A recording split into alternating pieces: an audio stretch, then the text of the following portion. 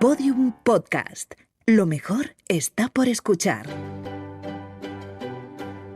La escóbula de la brújula. Podium Podcast.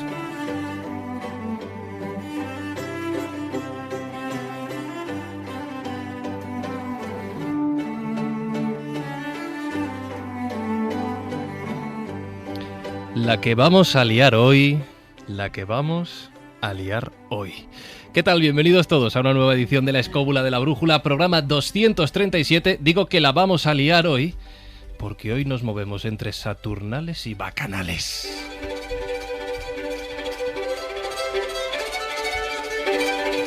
Hoy hablamos de fiestas romanas y como siempre tengo una serie de preguntas que ir haciendo a los miembros de esta mesa. Juan Ignacio Cuesta, hablando de fiestas romanas y España, ¿conservamos muchas todavía? Pues algunas evidentemente tienen su origen en muchísimas más fiestas romanas, pero claro, tampoco podemos evitar el pensar que, teniendo en cuenta que Roma estuvo en Hispania durante casi 700 años, pues es lógico que algún resto haya quedado, ¿no? Como es normal. Entre otras cosas, no solamente en la arquitectura civil, pero sino también en el saber y la cultura popular. Marcos Carrasco, ¿por qué enseñas la piernecita? ¿Dónde nos llevas hoy? ¿Qué estás haciendo? ¿Por qué te pones? ¿Estás como piloto? Bueno, os tengo que decir que si tenéis, o los oyentes tienen las convicciones morales y sociales muy asentadas, por favor, cambien de canal. No escuchen lo que voy a decir, porque os voy a llevar a la guarrería pompeyana. Muy bien. A Pompeya también nos va a llevar Carmen Fernández. ¿Cómo estás? Pero creo que tú lo vas a hacer desde un punto de vista un poquito más formal. Hombre, tú ya sabes que yo siempre de ciencia. Te cuido con Marcos. No, pero bueno, le tengo alguna por ahí preparada de cómo la ciencia puede ayudar a los frescos. Yo encantado. David Sentinella, ¿qué tal? Contigo nos ponemos un poquito más serios. Hombre, desde luego que sí. Hola, buenos días, buenas tardes, buenas noches. Pues sí, nos vamos a poner serios o no, porque total, no sé, la muerte forma parte de la vida. Ajá. ¿Y por qué nos tenemos que poner serios? De Hombre, verdad. si ya metemos a fantasmas y otros elementos de por medio, la cosa ya cambia, ¿no? Pero en principio, todo es lo mismo. Hoy la liamos de verdad en esta bacanal, en esta saturnal. Jesús Callejo, ¿cómo estás? Muy bien, fenomenal. Habíamos quedado con el invitado, pero no le veo por aquí, así que me vas a permitir que vayamos entrando en la fiesta, ¿vale? ¿Me dejas que abra la puerta y vemos si le vemos? Yo te dejo, y además has dado antes a elegir entre saturnales y bacanales. ¿Qué prefieres? Bacanales. Venga, pues vamos, abre la puerta, por favor, Carlos. Dale.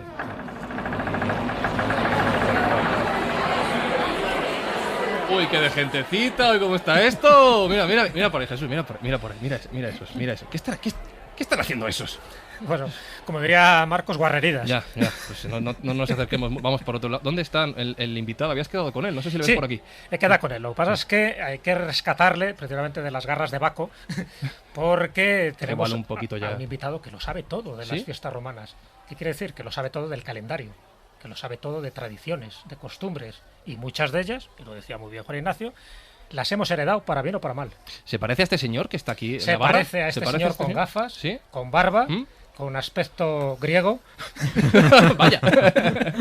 Ahí le has dado. Y que a lo mejor era una fiesta de disfraces. Pues no, ahora le pregunto, se llama Néstor Marqués, es el autor de Un año en la antigua Roma, editado por Espasa. ¿Qué tal, Néstor? ¿Qué tal? Muy buenas a todos. Bueno, no has fallado cuando has dicho griego, porque mi nombre, por lo menos mi nombre es griego, aunque yo soy romanista, tengo que decirlo. Eso dicen todos.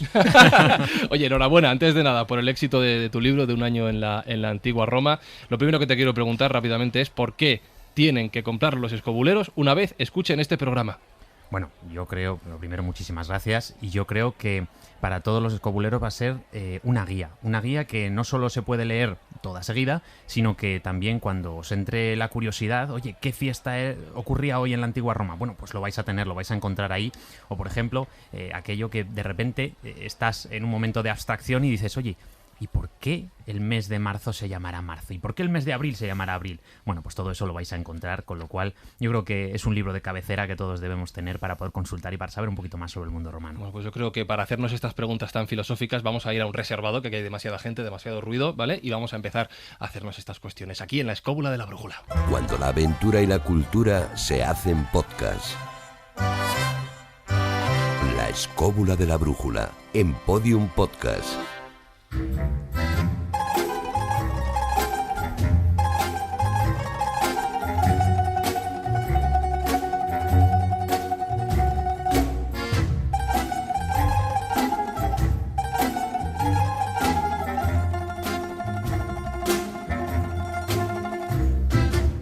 Bueno, pues hoy nos vamos a hacer las típicas preguntas que nos hacemos todos. Jesús, no sé si podemos empezar con esa cuestión de por qué marzo se llama marzo y abril se llama abril, o hay alguna otra que debamos hacer antes. ¿Y por qué martes se llama martes? También. Bien, yo creo que ahí has tocado una de las claves fundamentales. Además, ahora espero que nuestro invitado lo desarrolle, porque todos de nuestros meses y de nuestros días semanales tienen que ver con la divinidad. Hay gente que se considera agnóstica, que se considera atea, pero no se da cuenta que vivimos inmersos en una especie de teología que procede de la época griega, romana, y que nuestros meses y nuestros días tienen que ver directamente con las consecuencias o con las características que tenía cada uno de esos dioses. He dicho el martes, Néstor. Martes igual a Marte. Ni te cases ni te embarques. Es decir, es verdad que había esa simbiosis clarísima entre un día, el dios, y lo que tenías que hacer o no hacer ese día. Efectivamente, no lo podías haber explicado mejor. En todos los días de la semana y también, por supuesto, en los meses del año, tenemos representadas divinidades, tenemos representadas algunas personalidades. Si queréis, luego comentamos también el caso particular de un par de meses que son julio y agosto, que son muy interesantes. Pero ya que hablabas de la semana, efectivamente, la semana que tenemos hoy en día, esa semana de 7 días, es la que los romanos conocían como semana planetaria. Y es que estaba formada por los 7 dioses planetarios. Ya sabéis que en griego, y vamos a volver otra vez al mundo griego, planetes significa estrellas errantes. Es decir, los romanos pensaban que todas las estrellas estaban en una esfera que era inmutable y que se movía toda junta, porque si miráis al cielo por la noche, todas las estrellas se mueven muy poco a poco, todas juntas, desde nuestra perspectiva, ¿no? Por supuesto. Pero había varias, en este caso 7 para los romanos, 7 estrellas que eran errantes, que no se movían como las demás, y que aquí, claro, en estas estrellas tenemos los planetas y tenemos también al Sol, tenemos a la Luna, es decir, todos esos cuerpos celestes que están ahí arriba y que para los romanos eran algo diferencial. Y en honor a ellos, pues, le dieron nombre a los 7 días, que no eran la semana original romana, que tenía 8 días y que se llamaba Nundina, y que se llamaba así porque esa Nundina era un mercado que se celebraba cada 8 días en Roma. Pero a partir del siglo I a.C., seguramente la semana planetaria, que viene desde Mesopotamia, pues ya entra en el mundo romano y empieza a afianzarse y convive durante varios siglos con la Nundina, pero acaba imponiéndose. Esta semana, además, que no empezaba en el lunes como empieza para nosotros, sino que empezaba en el sábado, que para los romanos era el Saturni Dies, es decir, el día de Saturno. Nosotros hemos perdido este nombre en este caso porque tenemos el Sabbat, el Sabbatum después cristiano, pero ese no Sabbat los judío. ingleses, ¿verdad? Los ingleses sí que lo conservan. Efectivamente, pero los ingleses, en este caso, el inglés también proviene del latín en este punto en concreto, y los ingleses tienen el Saturday, el día de Saturno. Lo mismo pasa con el domingo. Nosotros tenemos el domingo, que es el Dies Dominicus, el día del Señor, un término cristiano, pero los ingleses, una vez más, conservan el Sunday, el día del sol, el día dedicado al dios Sol. A partir de ahí la evolución es muy sencilla. El lunes es el día de la Luna, el martes es el día de Marte, el miércoles es el día de Mercurio, el jueves es el día de Júpiter y el viernes es el día de Venus. Y volvemos a empezar la semana, una vez más, con el sábado. Y has dicho una cosa antes muy interesante. En martes ni te cases ni te embarques, ¿verdad? Ese término que nosotros conocemos es un dicho muy común. Y es que para los romanos también existía esta superstición. No a lo mejor exactamente la misma, pero sí que es verdad que para ellos había días que tenían connotaciones negativas y había días que tenían connotaciones positivas. También los había neutros, por supuesto. Días fastos y nefastos. Bueno, claro. Y sin llegar a tanto. Es que dentro de la propia semana los días los marcaban como, por ejemplo, el martes era un día que era malo. En este caso, en general, era malo para hacer cualquier cosa. No era recomendable ejercer según qué cosas en un martes. Hay que diferenciar esto de los fastos y nefastos, porque la palabra nefasto tiene efectivamente, valga la redundancia, un significado nefasto para nosotros, pero no para los romanos. Para los romanos la palabra nefasto no significa nada malo ni nada pernicioso. En este caso, ya si queréis, hablamos un poco de ello, pero como os decía, el martes el domingo, el Día del Sol, son días que están dedicados a divinidades malvadas. Malvadas, belicosas, poderosas, en fin. El poder siempre lleva este contenido en fin, un poco malvado. Y, por ejemplo, pues el Día de Venus es un día bueno, el Día de la Luna también es un día bueno, y incluso dentro de los propios días había horas ¿también? que eran buenas, efectivamente. Pero había horas buenas, horas neutras y horas malas. Noxia, bona y comunis. Noxia es mala, comunis es normal, común, y bona es buena. De hecho, si compráis el libro, y aprovecho para meter la cuña del spam, como debe ser, está mandado. No lo tengo. Al final del libro encontraréis que hay una semana representada en ilustraciones que es una reproducción de los fasti Filocali del siglo IV, que es un calendario en pergamino espectacular, del que no conservamos el original, sino una copia de una copia de una copia del original. Al final, la copia más antigua que conservamos es del siglo XVII, pero debe conservar bastante bien lo que era el calendario del siglo IV. Y ahí vamos a encontrar que tiene una representación de la divinidad del día, el nombre, además, seguido de la inicial del carácter del día, si era bueno, malo o normal, y todas las horas del día, que cada una de ellas está dedicada a uno de estos dioses y, por tanto, está asociada con buena, mala o normal. Y es que los romanos tenían un afán supersticioso tremendo. De hecho, si queréis, os leo la anotación que viene en el sábado, por ejemplo, que nos dice por aquí: el día de Saturno y sus horas, ya sean nocturnas o diurnas, todo se vuelve incierto y difícil. Los nacidos en este día serán enfermizos. El que se esconda no será encontrado. El que caiga enfermo morirá. Y el robo cometido no será descubierto. Es decir, un día malísimo, el día de Saturno. De todas formas, Néstor, para ti, has comentado una palabra, dices, bueno, eran muy supersticiosos. Terriblemente supersticiosos.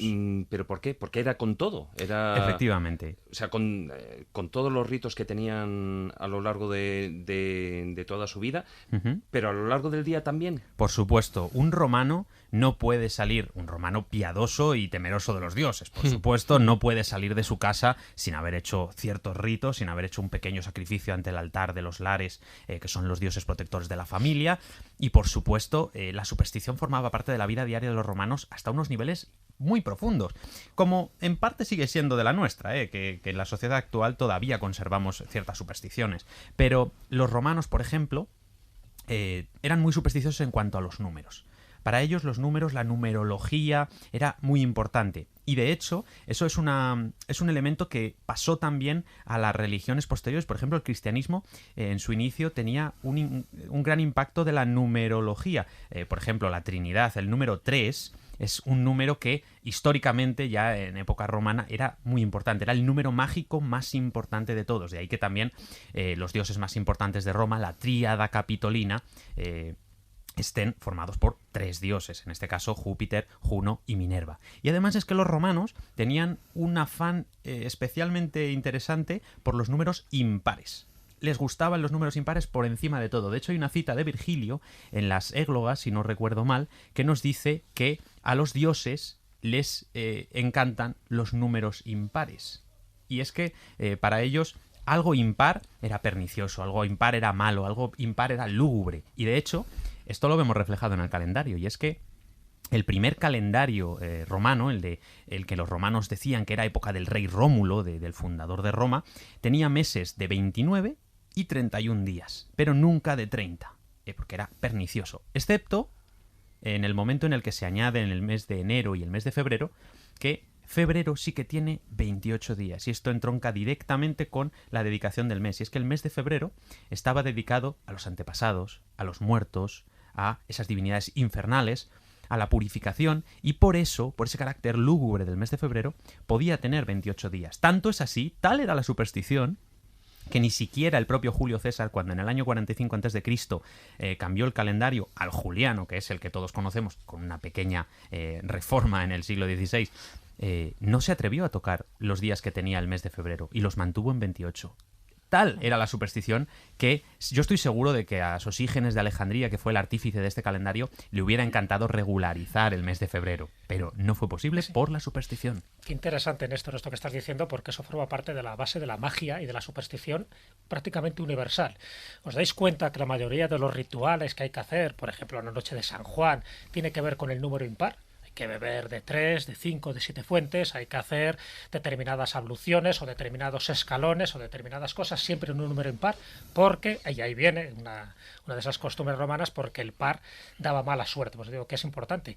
Y de hecho, una de las fiestas que tú tocas en el libro, posiblemente de las menos conocidas, que son las Lemuria, que se celebraban en mayo, los momentos de celebración tenían que ser los días impares y no los días pares, que en el fondo, fíjate si eran supersticiosos, lo que estamos comentando aquí, que tenían miedo ya no a los dioses lares como tal, que son los protectores, sino a las Lemuria, que eran los dioses incordiantes, por decirlo así, ¿no? Entonces tenían una serie de rituales que hacer el parter familias, incluida la figa, que sería interesante que lo destacaras y describieras, porque creo que es una fiesta muy representativa de la superstición en la que estaban sumidos y donde los días pares no se hacía nada y los días impares sí había que hacer este ritual. Efectivamente, fijaos si eran días terribles para los romanos, eran los días más terroríficos del año, las Lemuria, y eran tan malos, tan horribles, que los romanos no podían ponerlos en un día par porque era demasiado malo. Ya era no demasiado, se juntaba todo. Maldad al cubo. Efectivamente. Con lo cual, las Lemurias se quedaban el día 9, el 11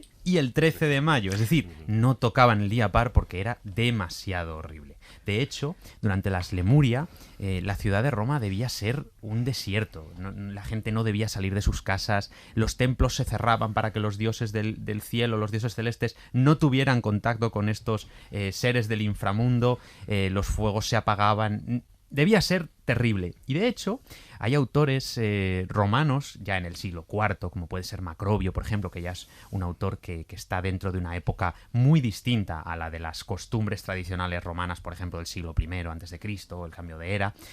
Él se pregunta, en una de sus obras, se pregunta si realmente esos antiguos romanos, que para él también eran muy lejanos, si realmente se creían esas costumbres, porque claro, la mentalidad cambia mucho, y es que Roma no solo hay una, Roma hay muchas. Roma tiene más de 1200 años de historia y no podemos verla como un conjunto, sino que tenemos que verla en diferentes fases y diferentes periodos. Y este periodo en el que estábamos comentando, sobre todo de la República y del comienzo del Imperio, en el que los romanos tenían a los dioses por encima de todo, pues ahí sí, ahí yo me imagino que todos los ciudadanos romanos debían estar asustados, no, más allá de asustados cuando se acercaba el mes de mayo, porque era realmente terrible para ellos. Y si queréis comentamos un poco el ritual, porque es sobrecogedor. No, sí, hombre, ahí está. Me parece interesante, porque era el pater familias representando a la familia, ¿no? La que tenía que hacer una serie de rituales, además antes de que amaneciera en la oscuridad, que es precisamente el ámbito de los lemures. También vaya idea que tuvo Linneo de llamar a uno de los animales lemures. Yo creo que en parte como homenaje a este tipo de espíritus. Que eso es muy interesante también, ese detalle zoológico. Efectivamente, el naturalista Linneo nombró a esta especie que descubrió y que se encontró precisamente por su carácter nocturno, por esos ojos brillantes en la oscuridad que aterran, ¿no? Y que él, como buen humanista que era, pues también conocía estas leyendas o estas costumbres romanas de las Lemuria, y por eso los lemures tienen ese nombre, porque se le parecían en su imaginación a los espíritus malignos del mundo romano. Pobres lemures. Dejadme que haga una pequeña puntualización cuando estabais hablando de los números impares. Hay algo más que se puede decir sobre el tema. No solamente los impares eran números muy especiales, sino que además si el impar era primo, era ya terrorífico. O sea, 1, 3, 7, 11, 13, 17, eso era lo peor. 27 era lo peor que uno se podía encontrar en el mundo entero, vamos. Nadie quería que, por ejemplo, la suma de los valores de las letras de su nombre, lo que se llama la numerología de las letras y tal, coincidiera con alguno de estos valores. O sea, porque eso ya era señal de alguna manera de desgracia. De todas maneras, deberíamos tener cuidado al utilizar la palabra superstición. Hablamos de superstición damos por sentado que eran creencias evidentemente disparatadas y que no tenían que ver nada con la racionalidad, pero es que claro, tenemos que entender también que el mundo en el que se desarrolla este tipo de creencias, este tipo de cosas, no tenía por qué ser obligatoriamente racional, porque nosotros ahora que somos y nos consideramos, digamos, el emporio de la racionalidad, también somos muy racionales en muchas cosas y tal, y el mundo romano era el que era. O sea, su conjunto de creencias y su conjunto de cosas era fundamentalmente, por muy supersticioso que fuera, era eficaz. Sí, sobre todo las batallas. De todas formas, fijaros, estamos hablando de los lémures y tal. Yo creo, más que nada, también para los oyentes, ¿no? Hacer esa distinción un poquitín de lo que podían ser todos esos espíritus, seres que estaban en el más allá, o cómo se podía configurar. Sí, los lares, los manes, los lemures. Claro, bueno, los manes podrían ser un poquitín todos, ¿no? Es decir, porque un mane no tiene por qué ser ni bueno ni malo, todo depende, ¿no? Pero ahí sí que estaban eran los lares y las larvas, que eran las dos caras de la misma moneda, como decían los romanos. Pero sí que, digamos, como ocurre ya también en parte de los griegos y luego en diferentes religiones, sucede, bueno, siempre está el lado positivo, el lado negativo. Por una parte estaban esos lares, los penates, ¿no? También. Si no me equivoco, ¿no es así, si quieres, Néstor? hago un poco diferenciación Sí, de todos porque estos hay que dioses, hacer la porque hay diferenciación. muchos y son muy distintos. Primero, para diferenciar un poquitín lo que eran los lares y los penates, sí. Efectivamente. Por un lado tenemos los penates. Los penates son divinidades que son las protectoras del Estado. Los penates son los dioses más importantes que protegen Roma. De hecho, ya sabéis que Virgilio en la Eneida lo que nos cuenta es que Eneas trae desde Troya los penates, los dioses patrios, y los lleva hasta el Lacio, hasta Alba Longa, que es fundada por su hijo Ascanio, donde luego nacerán Rómulo y Remo, y finalmente esos penates acabarán siendo los de la propia Roma, que de hecho se conservaban, según la tradición, dentro del templo de Vesta, en una zona subterránea que se conoce como el Pennus, que nadie podía ver, nadie podía visitar, y en donde se encontraban los penates y el Palladion, que es esta estatua de la diosa Atenea que fue traída efectivamente desde Troya. Estos son los penates, los protectores del Estado. Y luego, por otro lado, tenemos los lares. Los lares, que eran los domésticos, ¿no? Efectivamente, los lares son las divinidades, son informes, son espíritus que protegen el hogar, protegen la familia, ya no tanto la casa como espacio físico, sino a la familia como conjunto humano. Y a partir de ahí tenemos también a los manes. Los manes, como bien has dicho antes, son los dioses de los antepasados. Ya pueden ser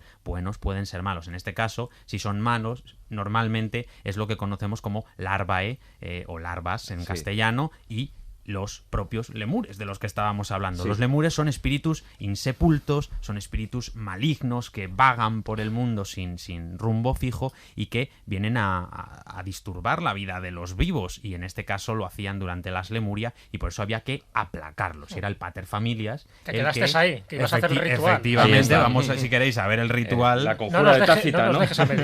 La conjura tácita, ¿no? Efectivamente. En este caso, los lemures vagaban en estos 3 días especialmente por el mundo de los vivos, y el pater familias debía levantarse de la cama. Fijaos qué interesante, debía hacerlo descalzo y debía hacerlo sin ataduras, sin ningún tipo de nudo en sus ropajes ni en ninguna otra parte, porque los nudos no estaban permitidos, eran malos a nivel sagrado.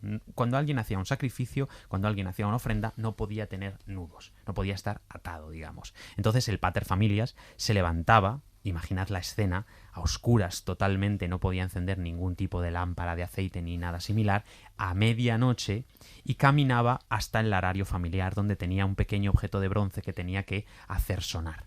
Ese objeto convocaba a los lemures, que imaginad que estaban detrás de él, y el paterfamilias no podía volverse, porque entonces los lemures atraparían su alma para siempre. Esto debía ser terrorífico. De todas formas, Néstor, ahí también el agua juega un importante factor, ¿no? Y el número 3 que antes mencionabas, eso lo de lavarse las manos 3 veces. Exacto. Lo primero que hay que hacer es purificarse. Claro. Efectivamente, el agua sirve como purificador del paterfamilias para poder expulsar a estos lemures. Y el ritual sigue con 2 frases que tenía que decir 3 veces, efectivamente, una vez más el número 3 está presente, y además tenía que coger 9 habas negras y tenía que lanzarlas hacia atrás. Entonces esas larvas, esos lemures, lo que hacían era coger las habas y alimentarse de ellas, digamos, como sustitución de las almas de la propia familia. De hecho, el Pater Familias repetía 3 veces, por ejemplo, la frase «Manes de mi familia, salid de aquí, yo os lo invoco», ¿no? Él lo que estaba haciendo era realmente pedir a esos lemures, a esos espíritus malignos, que dejaran en paz a su familia durante un año más. Volviendo a la cuestión del calendario, te voy a hacer una pregunta, porque me gusta caminar sobre el alambre y sin red, y creo que te la voy a hacer varias veces durante el programa. Solo te dejo contestar sí, no o depende, ¿vale? Has comenzado diciendo que la construcción del calendario romano se basaba en la idea de los planetas y las estrellas que ya tenían los griegos. ¿Copiaron los romanos el calendario a los griegos? No. Está claro. Ya está, es fácil. Si quieres, desarrollo mi respuesta.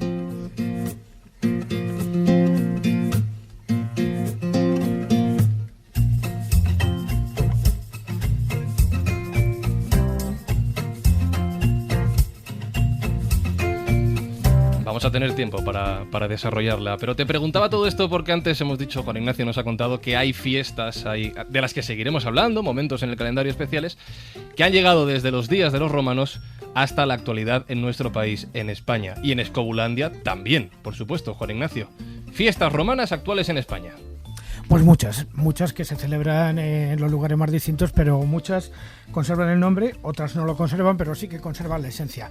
Yo la dividiría en varias categorías. Hay una en concreto que es la folclórica, digamos que la que nace de la observación de la obra maravillosamente documentada de Hollywood, o sea, donde los romanos nos aparecen siempre más o menos vestidos de la misma manera, observando los mismos ritos, y que sobre todo ha hecho mucho daño a partir de la película Ben-Hur, donde la recreación histórica pues deja mucho que desear en todos los aspectos que uno se puede evitar, y después todas las que le han seguido después, porque realmente nos dan una idea del mundo romano como una especie de señores que eran pues una especie de payasos ahitos de sangre que andaban buscando fundamentalmente conquistarlo todo y tal, que no es que fuera mentira, pero desde luego no en el sentido en el que nos revelan las películas. Yo quizá Acabas de tirar un mito a mucha gente, que lo sepas.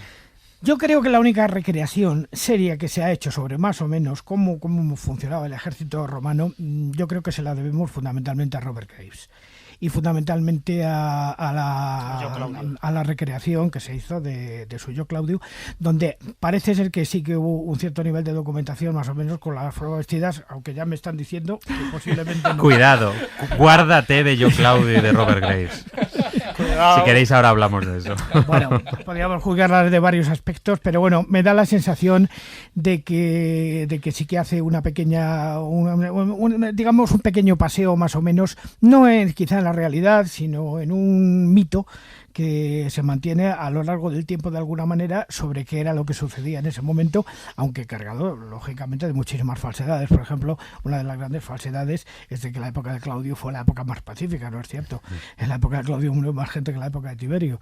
O sea, a pesar de todo y a pesar de que Tiberio era bastante bruto, por los datos que yo tengo y sobre todo consultando fuentes de época.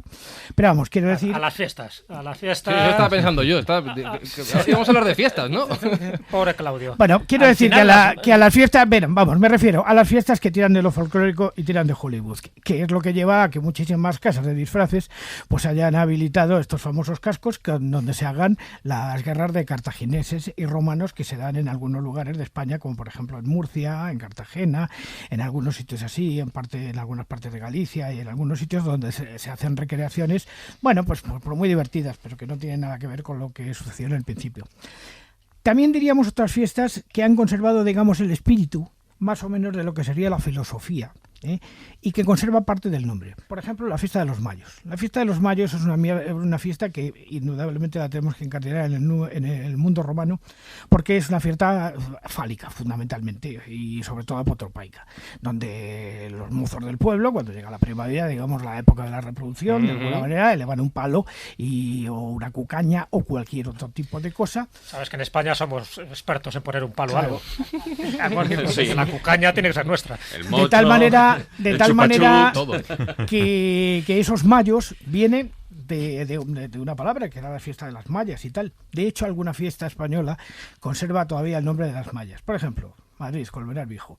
Semana Santa se celebra la fiesta de la Maya. La Maya es una muchachita que se la sube en un carro con 2 damas de honor, se la llena la cabeza de flores y hace el papel que haría Flora en el calendario. Si nosotros vemos, por ejemplo, el mundo romano desde el mundo medieval, porque es heredero directamente, prácticamente del mundo romano, y vamos a los mensarios medievales, que nos retrotraen hasta el mundo romano, nos encontramos dos joyitas que son claras. La primera, por ejemplo, sería el calendario de Beleña de Sorbé o también el de San Bartolomé de Campisolos, donde se refleja fundamentalmente las labores que se realizan cada uno de los meses.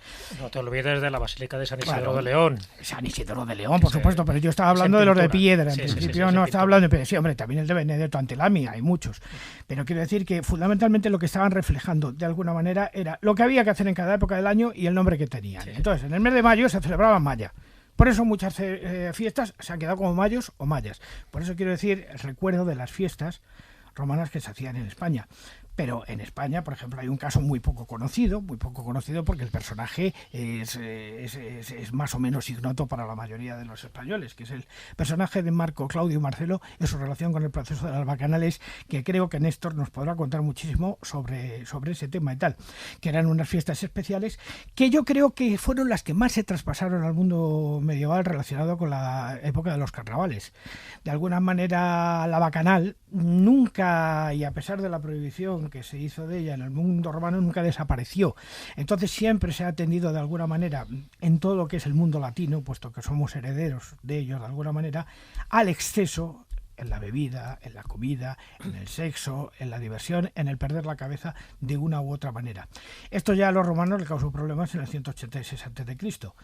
Sobre todo, ya digo, que afectó a Claudio Marco Marcelo, que fue el fundador de Córdoba, y afectó a todo el mundo romano, vamos, porque incluso se consideraba que era un ataque fundamental a la República, vamos, se llegó a condenar con la pena de muerte a quien celebrara las fiestas bacanales. ¿Pero cómo? Pues muy sencillo, porque eran unas fiestas de sexo absolutamente y tal, donde se practicaba de todo, desde la pedofilia hasta todo lo que te puedas imaginar. Madre mía. Entonces, ese proceso, que está perfectamente reflejado en la documentación, que creo que se conserva en Viena, no sé, Néstor, creo. No estoy seguro, pero podría ser, ¿eh? Sí, en un pliego recogido en Viena, pues nos habla efectivamente del ataque que hubo por parte de la casta senatorial romana, sobre todo los curiacios, en contra de todo este tipo de fiestas y de todo este tipo de excesos que se hacían en su época. Bueno, pues esa se hereda de alguna manera en la fiesta española, por ejemplo, en ciertos momentos. Por ejemplo, la fiesta del Rey Cochino. Fiesta del Rey Cochino. Que se celebraba en Madrid, que se estuvo celebrando en Madrid desde la Edad Esa Media, la tenemos que incorporar a hasta la época de... Sí. Esa me gusta. Esta empezó en Segovia. Sí, hasta empezó en Segovia. Era la ironía aquí, Marcos. Esta se celebra en Madrid desde la Edad Media hasta la época de Felipe IV, en la ermita de San Antonio de los Portugueses, que estaba en el Retiro. Se coronaba un cochino y el cochino era el rey de Madrid. Y se celebraban unas fiestas orgiásticas como las bacanales, algo parecido. Entonces se terminaron prohibiendo, lógicamente, y tal, porque de alguna manera la Iglesia siempre ha tratado de alguna manera de luchar contra este tipo de fiestas que venían del mundo pagano y tal, pero nunca lo consiguieron del todo. No te quiero preguntar qué se hacía con el cochino en esa fiesta. Pues el cochino... ¿Cómo acababa el cochino? Hombre, durante un día era el rey de Madrid y al día siguiente pues se lo comían. Bueno. Y luego además se bendecían unos panecillos, que es lo que ha quedado, que es la fiesta de San Antón. Donde se bendice, el 17 de enero, entonces. Efectivamente, donde se bendice a los animales. No, te iba a preguntar antes de entrar en otro tipo de bacanales orgiásticas, cuando hablabas de los mayos, es verdad que se utiliza a veces los mayos o las mayas, y tengo la sensación de que los mayos es una palabra polisémica, porque yo la he visto referida tanto a niñas, adolescentes subidas en un trono de flores, como al árbol de mayo que se corta y se coloca en el centro del pueblo, que sirve también de protección, como a una figura determinada y floreada, que también le llaman el mayo, a unos cantos específicos exaltando la primavera y exaltando el amor, que también lo llaman las mayas o los mayos, depende de la zona geográfica. Entonces me da la sensación de que los mayos, como fiesta pagana, como fiesta que procede del mundo romano, luego se cristianiza, como pasa con todo, y mayo se convierte en el mes de las flores y en el mes de María, en el mes de la Virgen, pero que en el fondo es un poco la reminiscencia de esas fiestas florales que se hacían y donde queda como residuo, como tú decías, en Colmenar cenar, y en Claro. algunos sitios, la mujer, Pero- la doncella, que de alguna forma representa la virginidad. Eran fiestas florales porque estaban dedicadas a una deidad en concreto. Las mayas eran las sacerdotisas de Flora, de la diosa Flora. Por eso, el mayo, el mes de las flores, las fiestas de las flores y todas estas cuestiones. Tenemos que tener en cuenta que el arraigo de la romanización en España fue brutal. O sea, no es cualquier cosa. Fue lento, es verdad, que duró muchísimo tiempo hasta que se llegó a consolidar. Pero no olvidemos que en España estamos pisando los caminos que abrieron los romanos, estamos con la legislación romana, estamos hablando la lengua de los romanos. A mí cuando me preguntan, por ejemplo, ya lo comentaba el otro día en alguna de las conferencias y tal, dice, bueno, ¿y qué quedó de los romanos desaparecidos? Digo, no, hijo, no. Que los romanos eres tú. Aquí estamos. Claro que sí. Si eres tú, no te Efectivamente. crees. De hecho, Si cuando vas a Barcelona estás siguiendo la vida de Antonino Pío, el itinerario quinto. O el león. pero más allá de todo eso, sabéis que es una curiosidad maravillosa, al menos a mí me gusta mucho precisamente porque nos hace romanos a todos nosotros. Y es que sabéis que en el año 211 después de Cristo, el emperador Caracalla promulgó lo que se llama la Constitutio Antoniniana, el edicto de Caracalla en castellano, que lo que hacía era dar la ciudadanía romana a todas las personas que vivían en el imperio. Más allá de que Caracalla lo hiciera por un afán recaudatorio para poder cobrar más impuestos, esa ley, esa constitutio, jamás fue derogada. No hay ninguna ley que derogara esa norma, con lo cual, de forma tácita, todos los nacidos dentro de las fronteras de lo que fue el Imperio Romano seguimos siendo ciudadanos romanos. Anda, mira, nunca De hecho, escucha, mi nombre, Marcos, es absolutamente romano. Total. De hecho, Marcos es una derivación de Marcus. Marcus viene de Marticus, que es el que venera a Marte. A Marte. Y Marcos es una derivación en todos los países. Marcus. De hecho, los anglosajones lo llaman, lo escriben con la U para pronunciar Marcos. Es decir, para llegar, concretamente lo que es en Roma, en Italia, es Marco. Se ha eliminado la S y es una cantidad de nombres que tenemos de origen hispano-romano. Como el mío. Efectivamente. Yo soy Jano, soy Juan. Ignacio. Tengo una pregunta que se me acaba de ocurrir, abrir una sección nueva, ¿vale? Ya que Juan Ignacio ha hecho varias veces mención a las bacanales, dado que el programa de hoy lleva el subtítulo de las Saturnales a las bacanales. Esta sección nueva podría llamarse la pregunta del millennial, ¿vale? Estas preguntas que a lo mejor no nos atrevemos a hacer, pero dado alguna nuestra insultante curiosidad lo preguntamos. Pregunta muy básica. ¿Diferencia entre Saturnal y Bacanal, por favor? Pues tenemos un experto. Claro. Bueno, vamos a ver, Hay muchas diferencias. porque hay muchísimas diferencias, no se parecen en nada. Las bacanales son unas festividades propias del culto al dios Baco, a Dionisos. Es decir, son unas fiestas que no todos los romanos celebraban. Vamos a quitarnos de la cabeza la idea de que todos los romanos estaban haciendo bacanales todos los días. Esto no es así. Solo algunos romanos que dedicaban su vida al culto a Dionisos, a Baco, pues celebraban estas fiestas en las que efectivamente el vino tenía un papel muy importante y por supuesto eran de un estilo orgiástico, y seguro que a mí se me están viniendo a la cabeza ahora mismo los relieves espectaculares que conservamos en muchos museos en Europa. Por ejemplo, ahora se me viene a la cabeza uno que hay en el Museo del Prado, en la colección espectacular de escultura romana, en la que vemos a las ménades, ese cortejo de Baco danzando totalmente ebrias y descontroladas. Entonces, bueno, pues las bacanales son unas festividades que no tienen una fecha como tal dentro del calendario, sino que simplemente es un ritual dedicado al dios Baco. Cuando apetece. Efectivamente. Vale, Cuando ya hay está. ritos al dios Baco, pues se le hacen este tipo de fiestas Pero orgiásticas. estuvieron prohibidas siempre. No Hubo- siempre. Hubo momentos en los que sí, hubo épocas, momentos en los ¿no? que Claro. no. Pero como os decía, como no es algo global del mundo romano, la mayor parte de los ciudadanos no celebraban este tipo de fiestas, incluso las despreciaban, de hecho. Y por otra parte, las Saturnales, estas sí, son, si no la fiesta más importante de todo el año romano, una de las más importantes. De hecho, el propio poeta Catulo lo dice, Saturnalia optimo dierum. Saturnales, el día de la Saturnalia, es el día más feliz del año. Es el día que todos los romanos esperaban con ansia. Y es que las Saturnales son unas fiestas dedicadas, lógicamente, como indica su nombre, al dios Saturno, uno de los más antiguos de el panteón de divinidades romanas. Y es que Saturno es un dios al que le ofrecían la protección de la siembra. esas cosechas que están todavía enterradas y que la simiente todavía tiene que crecer, pues a esa siembra se la dedicaban a Saturno. Y, como podéis imaginar, la siembra que se hace en época romana, se hace la siembra de invierno, se hace en los primeros días del mes de diciembre.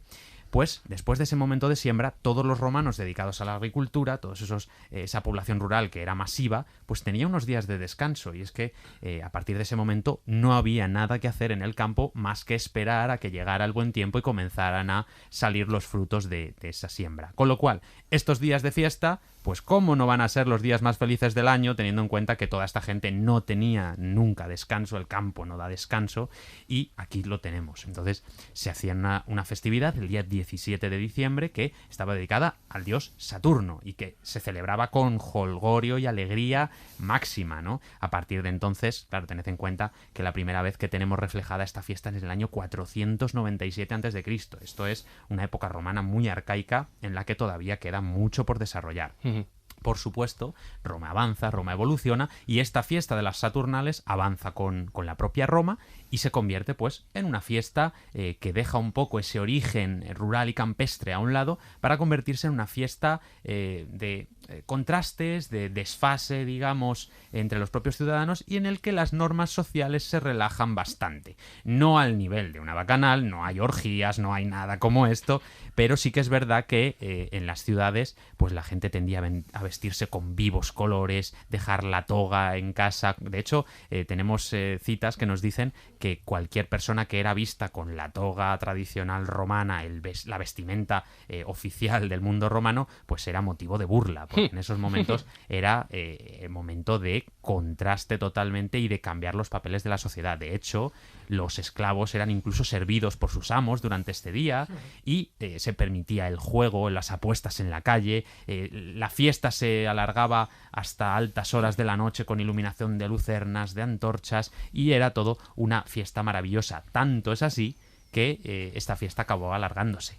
Por el cambio, además, del calendario prejuliano al calendario juliano, la fiesta se alargó por error hasta el día 19 de diciembre. Error. Sí, por error, vamos a dejarlo ahí. Que tenemos unos días más. La gente dudaba en qué día celebrar, si el 17 que era el día antiguo o el 19 que era el día nuevo en correspondencia, días, pero claro. dijimos, yo qué sé, vamos a celebrar los dos y ya está. Y celebramos el 17, el 19, también el 18, ¿por qué no? Claro que sí. Y de hecho el emperador Augusto oficializó esa fiesta ya de 3 días en vez de 1 y tenemos que decir que extraoficialmente nunca fue reconocido, pero la fiesta siguió creciendo a lo largo del imperio para llegar hasta el día 23 de diciembre. Alargaban la fiesta todo lo que querían. Se quedó tan Augusto. Claro, ya... Una de las cosas, Néstor, que siempre se ha dicho como antecedentes de los carnavales, en la fiesta posiblemente más pagana, que más se ha resistido a ser catequizada, pues se habla de 2 antecedentes de fiestas romanas. Por una parte estarían las Saturnales, tú lo acabas de decir, donde parece que los papeles invierten y los esclavos parece que tienen el poder, los jefes y los dueños se quedan ahí en segundo plano, etcétera, etcétera. Hay una fiesta también importantísima que son las Lupercales, donde también se añade como un elemento más para estos días de caos, para que todo el mundo se desfogue, busque sus válvulas de escape y luego vuelva al orden. ¿Las Lupercales tiene mucho que ver con estos antecedentes de los carnavales? Bien, es complejísimo llegar a establecer esto de una forma segura, pero es verdad que durante las Saturnales sí que hay este componente de fiesta, disfraces, cambiar un poco cómo nos mostramos ante la sociedad. Y en las Lupercalia tenemos también un poco de eso que decías, de ese desfogue, ese desfase, que en este caso tiene un componente distinto. En las Lupercales lo que se buscaba era la purificación de las personas. Porque tened en cuenta, las Lupercales se celebran el día 15 de febrero y hemos dicho al principio que febrero era un mes dedicado a la purificación, a los muertos, a los antepasados. Y de hecho había varias fiestas, ¿no? Por ejemplo el Amburbium, que lo que hacía era purificar la ciudad, y las Lupercales en este caso purificaban a las personas. Entonces, perdona, ¿estaba dentro de la Parentalia? No, las Porque fiestas... la Parentalia era del 13 al 21 de febrero. Efectivamente. Las fiestas parentales sí que duraban varios días porque eran el componente básico de ese mes. De hecho, tenemos dentro de las propias Parentalia otra fiesta que son las Feralia, pero no tienen nada que ver. En este caso, las Lupercalia solo son una fiesta de purificación. Es decir, el ritual también es realmente macabro desde nuestra perspectiva. Por supuesto, para los romanos no debía ser así, aunque sí que es cierto que tenemos que pensar que para ellos debía ser raro. debía ser extraño, porque también seguían costumbres que tampoco debían comprender exactamente por qué lo hacían, porque sabéis que en las Lupercalia los jóvenes lupercos, que eran los sacerdotes, lo que hacían era vestirse con pieles de cabra que habían sacrificado en la gruta del Lupercal, se ponían taparrabos de piel de cabra y hacían látigos de piel de cabra con los que iban corriendo por la vía sacra del foro, iban azotando a todas las personas que se encontraban por el camino, que se reunían, por supuesto, en muchedumbre para ver aquella fiesta que debía ser todo un espectáculo. Bueno, tal y como lo cuentas, suena brutal. Me está preocupando Marcos, Jesús, porque llevamos un rato hablando de bacanales, hablando de desfase, y se le están encendiendo los ojitos. Y al principio del programa ya estaba enseñando la piernecita. Y... Yo le he visto hoy con taparrabos y la verdad que no acabo de entender muy bien el significado. Y no solo eso, es que me acaba de pasar un cartel con una reproducción que te voy a enseñar ahora, que me tiene un poquito intrigado. Te contamos leyendas y verdades en la escóbula de la brújula. Podium Podcast. Mira, me ha pasado esto. Esto que ves aquí, me lo acaba de pasar Marcos. Pues eso es un símbolo de protección, sí, ahí donde lo ves. Sí. Ahora nos lo explicará Marcos. Marcos, ¿esto que me has pasado en piedra es lo que estoy pensando, sí o no? En piedra me imagino que será el corpus de la señalética, como se suele decir en diseño gráfico, para indicar dónde estaban los lupanares o dónde estaba el prostíbulo. Es eso, ¿no? Es lo que es. Sí, eso ni más ni menos que es un falo con sus dos cositas aledañas. Tampoco entramos muchos en detalle. Vamos a entrar ahí dentro, vamos a poner la música de la sección de Marcos.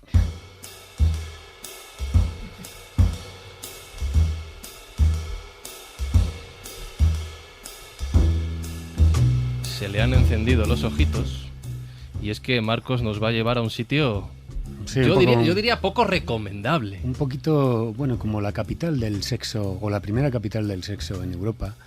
Y todo este interés por la cuestión es a raíz de un viaje que yo hago a Pompeya. Bueno, yo me he pateado bastante Italia, todas las ciudades, pero Pompeya se quedaba como asignatura pendiente. Y claro, elegir entre los cuerpos chamuscados, quemados de los pompeyanos del año 79, que te asomabas y veías su dentadura y tal, que es bastante horripilante ver eso, es, vamos a ver, ocuparte de la parte contraria, lúdico-festiva, de lo que vimos allí, de todo esto que estábamos diciendo cuando ibas por las calzadas y veías todas esas señales que iban indicando pues la dirección o dónde podíamos localizar uno de los 25 prostíbulos que había en Pompeya, en la ciudad, que relativamente era una ciudad, bueno, pues pequeña, no tenía mucha dimensión, podría haber unos 6.000 habitantes, pero la cantidad de tabernas, baños públicos, prostíbulos y casas particulares dedicadas a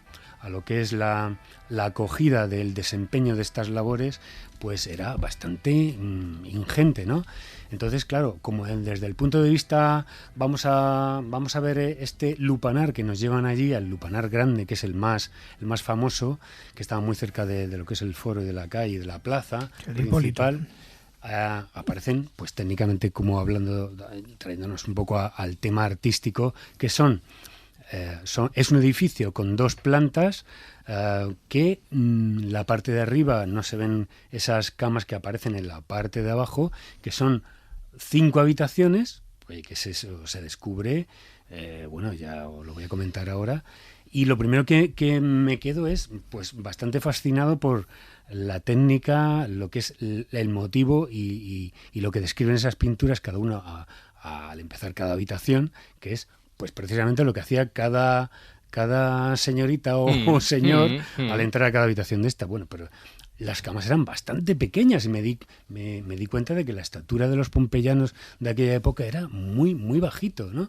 Entonces era muy bajita, ¿no? Entonces esto, lógicamente, tengo que retrotraerme a nuestro rey Carlos III, que empieza a hacer excavaciones allí con este palacio, el Palacio Fortici, que él se empieza a decorar con todo lo que recogen en Herculano y en Pompeya, y en uno de estos sitios empiezan las excavaciones y aparece una figurilla del dios Pan, pues fornicando con una cabra. Entonces él se escandaliza y dice: doy por concluida la excavación, por favor, volverlo a tapar. Más tarde esto se vuelve a destapar, todo lo que es este prostíbulo, pero la Iglesia obliga a taparlo. Incluso todas estas pinturas con toda clase de posturas a lo Kama Sutra que allí se llevaban a cabo, se tapan con escayola y se quedan bastante tiempo después otra vez tapadas, ¿no? La cuestión está en que, bueno, esto me lleva un poco a ver un poco a nivel sociológico o antropológico esta libertad del sexo, que dices, bueno, esto puede ser una cápsula de tiempo que se ha quedado aquí y esto nos lo... al estar enterrado se ha quedado así conservado de esta forma. A mí me da la sensación, yo no sé si Néstor piensa lo mismo, que Roma no tuvo una erupción, no tuvo una cápsula de tiempo en algunos casos, y toda esa serie de manifestaciones erótico-festivas, como a mí me gusta llamar, se han tapado, hecho desaparecer, porque Roma podría ser también, como esto, elevado a la enésima potencia. Roma era una sociedad mucho más abierta y mucho más liberal que la nuestra en ese sentido. No tenían tanto pudor. De hecho, en las termas, en los baños públicos, toda la gente iba desnuda y no pasaba absolutamente nada. Claro. Sí que es cierto que se separaban por sexos normalmente las termas, eso es verdad. Pero no había tanto pudor al desnudo, a la representación. Y es que, como bien decías antes, lo que se hizo con todos los elementos eróticos que se iban encontrando en las excavaciones, sobre todo ya en las de muy finales del siglo XVIII y comienzos del XIX, es decir, ya no en época de Carlos III, sino en las excavaciones borbónicas posteriores, lo que se hizo fue crear lo que se llama el gabinete secreto. Ese gabinete secreto era una sala en la que solo ciertas personas con autorización del rey podían entrar a ver esas piezas porque escandalizaban a la sociedad, y efectivamente estuvo muchas veces, por supuesto. Yo creo que la figura más destacada de ese gabinete secreto es este fauno fornicando con una cabra que se conserva hoy en día, además en la sala de lo que era el gabinete secreto del Museo Arqueológico Nacional de Nápoles. Incluso que había sobornos a los vigilantes y a los encargados del museo para poder visitar esto, porque había príapos por todas partes, había todo tipo de penes alados, como bueno ha dicho muchas veces Jesús, pues el tema de la apotropaico, todo lo que es para defenderse del mal de ojo, bueno, que pasaré a contar. Pero de hecho, recuerdo además una de las últimas visitas que he hecho al Museo Arqueológico de Nápoles, que los romanos no solo tenían ese componente erótico en el falo, por ejemplo, sino que tenían un componente de la buena suerte, apotropaico, como estabais diciendo, y es que recuerdo además una terracota que pertenece a un pistrinum, una panadería de Pompeya, que leemos perfectamente, rodeando al falo, leemos la inscripción Hic habitat felicitas, es decir, aquí vive la felicidad.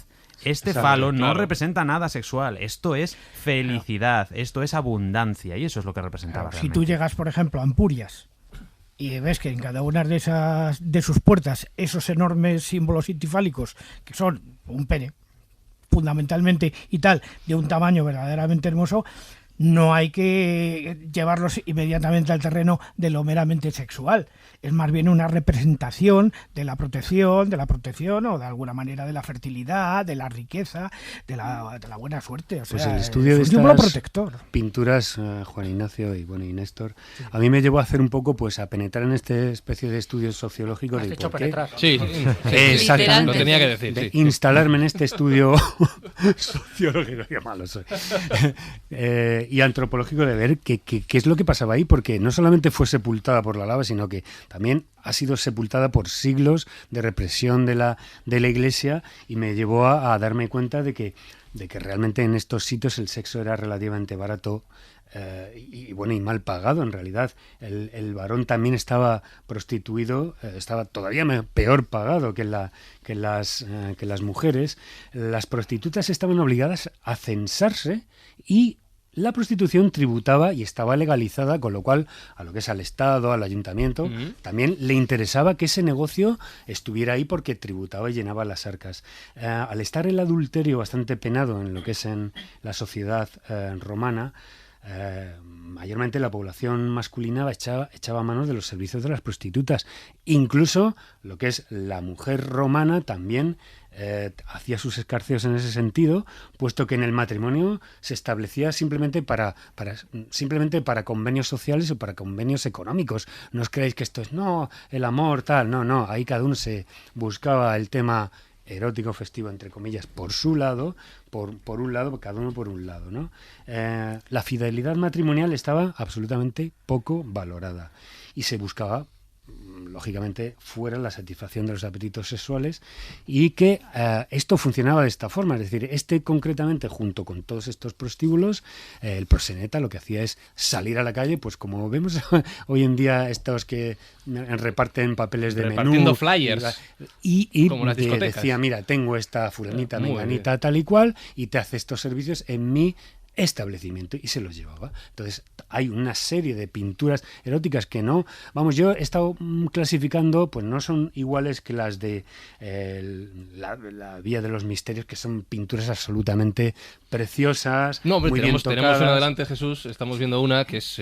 Tapa esto. sí, Las que están no se puede. allí en el lupanar Sí. grande y en lo que es en el gabinete secreto que ha mencionado Néstor, son bastante fuertes, pero el toque es de un pintor a lo mejor con un toque como más burdo y no tan estilizado como el de la Villa de los Me Misterios. llama la atención, Marcos, una de ellas, que tú conoces bien. En la casa de los Viti hay un Príapo que, claro, la gente puede pensar, bueno, el Príapo es un poco la exaltación de la virilidad, pero es un Príapo con fimosis. Efectivamente, esto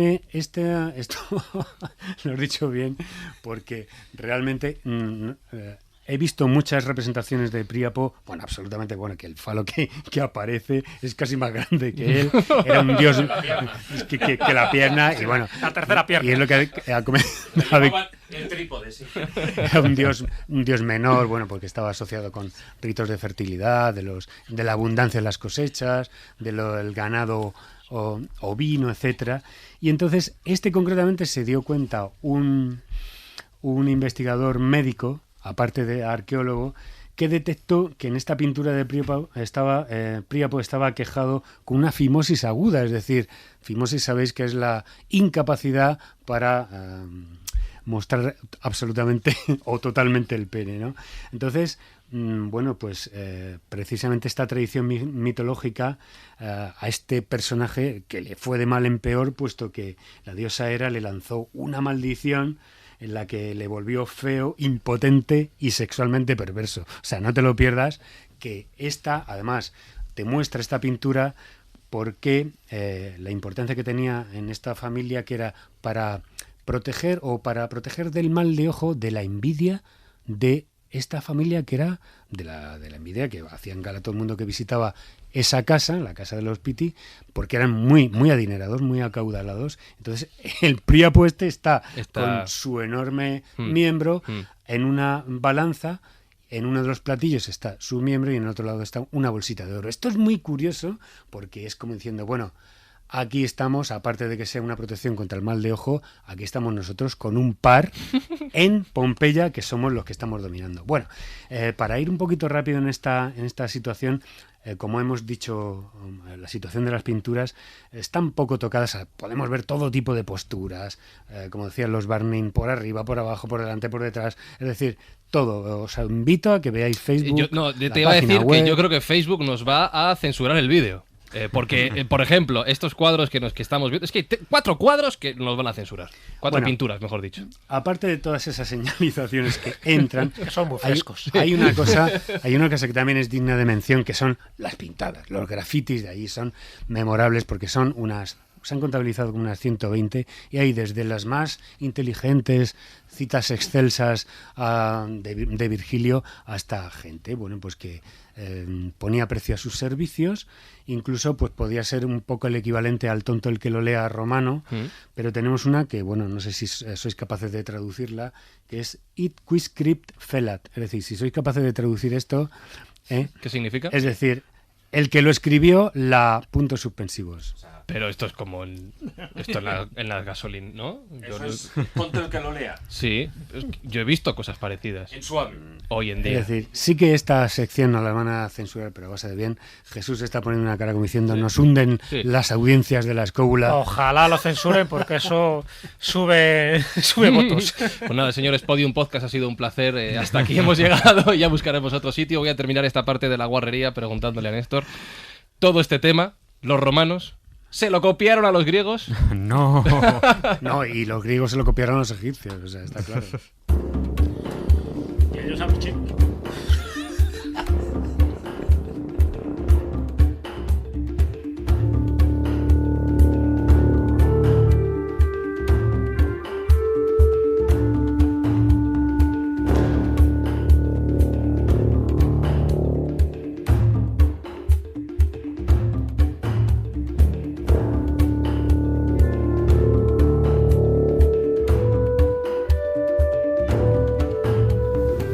No nos marchamos de Pompeya, pero por favor, Carmen, es que nos estamos yendo del camino, por un poco de orden. Voy a tener que poner un poco de orden, Mm. porque es que eso va. Sí, se nos ha ido. Se nos va la cabeza. No nos vamos de Pompeya, o el como fresco, digo. no lo sé. Sí.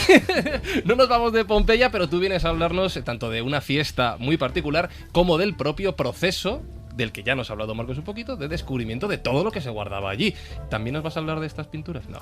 No, de esta Vale. no iba a hablar en concreto, porque de la técnica científica que yo traía para contaros aplicada a los frescos, Ajá. desgraciadamente no usaron esos, usaron otros. No, yo como siempre sabéis que me gusta traer de ciencia, que es de lo que yo sé. Entonces me lo habíais puesto difícil en este programa porque tenía que buscar una fiesta. Pero bueno, después ya me pareció que no estaba tan mal, porque podía hablar un poco de historia, un poco de literatura y un poco de arte, además de hablar de ciencia. La fiesta que escogí, además, la escogí a propósito para hablar de historia, como decía, con Néstor, sobre la erupción del Vesubio y la fecha exacta, que además yo creo que Néstor tiene por ahí alguna publicación en este Has sentido. dicho erupción. La fecha, sí. Bueno... Qué mal pensado, Jesús, de verdad. Voy a medir mis palabras, voy a tener mucho cuidado. En fin, pues vamos a empezar por la fiesta para continuar por la historia y pasarnos al arte y a la literatura. Si puedes terminar. Si me dejáis terminar, bien, vale. Voy a intentar eso. Ha dicho literatura. Literatura. A ver, vamos a intentarlo. Hola. A ver, propósito de enmienda. Carmen, por favor. Venga, 23 de agosto. Examen, Néstor. ¿Qué fiesta se celebraba el 23 de agosto? Las Volcanalias. Por eso las traemos relacionado con Pompeya, ¿vale? Fiesta, como su propio nombre indica, en honor a Vulcano, que seguro que tú puedes describir muchísimo mejor que yo cómo la celebraban, arrojaban peces a las hogueras y al fuego, intentaban un poco, pues eso, yo creo que protegerse a sí mismos de acabar en un incendio. Y este tipo de cosas. ¿Por qué escogí esta relacionándola con Pompeya? Porque siempre se ha dicho que la erupción del Vesubio fue precisamente al día siguiente de una celebración de esta fiesta, Que se el pasaron 24 de agosto. Mm. ¿Vale? Siempre se dijo por el texto de Plinio, el joven, que decía que fue el 9º día antes de las calendas de septiembre. Pero aquí entramos con la discusión histórica de si realmente fue el 24 de agosto o parece que tuvo que ser más tarde. Yo tengo la pregunta primera de si hay un error de traducción en ese texto, asumiendo que con esos hallazgos que se han hecho, tipo las prendas que vestían las víctimas de la erupción, que parece que eran prendas de lana, que puede estar la discusión de, no, me la puse para no quemarme, porque si iba en pantalones cortos y chanclas, lo llevaba un poco mal con la erupción. No se sabe. Después, otra cosa que te puede dar más pistas a que fuera más tarde es el tipo de comida o de alimentos que se fueron encontrando, ¿no? Granadas, higos, frutas que en teoría se producen a partir de septiembre, ya ha entrado el otoño y no en agosto, como sería el caso si hubiera sido el 24 de agosto. Otra cosa que sí he encontrado, que puede ser un pelín más llamativa, serían los recipientes que se encontraron sellados y llenos del contenido de la vendimia. La vendimia se hace más tarde, se hace siempre en septiembre o octubre, con lo cual no encajaría que la erupción fuera en agosto y ya tuvieran los recipientes rellenos y sellados. Y después lo que yo quiero que nos cuentes tú, que es el tema de la moneda, que creo que es lo más llamativo y más claro, y te lo cedo, Néstor, porque tú eres nuestro invitado. Efectivamente, la verdad es que sería sería una historia increíble que el 24 de agosto, después de la fiesta de las Volcanalia, el volcán, el monte Vesubio, hubiera entrado en erupción. Hay que tener en cuenta no que habían arrojado suficientes peces, no habían celebrado bien la fiesta. Habría sido. Y se llama venganza. Totalmente, además. No, y es muy curioso el tema del arrojar peces en la fiesta de Volcano. Y dices, ¿qué tiene que ver esto? Y es que esa ofrenda es, sabéis que los romanos hacen ofrenda a animales normalmente, y es que los peces son los únicos animales a los que Volcano, el fuego, no puede acceder porque están en el agua que puede contra el fuego, digamos. Se los donas de alguna curioso, manera. Es muy curioso el arrojar peces al fuego. Pero, y como decía, hubiera sido poético que la erupción realmente hubiera sido el 24 de agosto, como nos dice Plinio el Joven, o más bien, como nos dice la copia de la copia de la copia de la copia de la carta original de Plinio el Joven, que ahí es donde está el kit de la cuestión.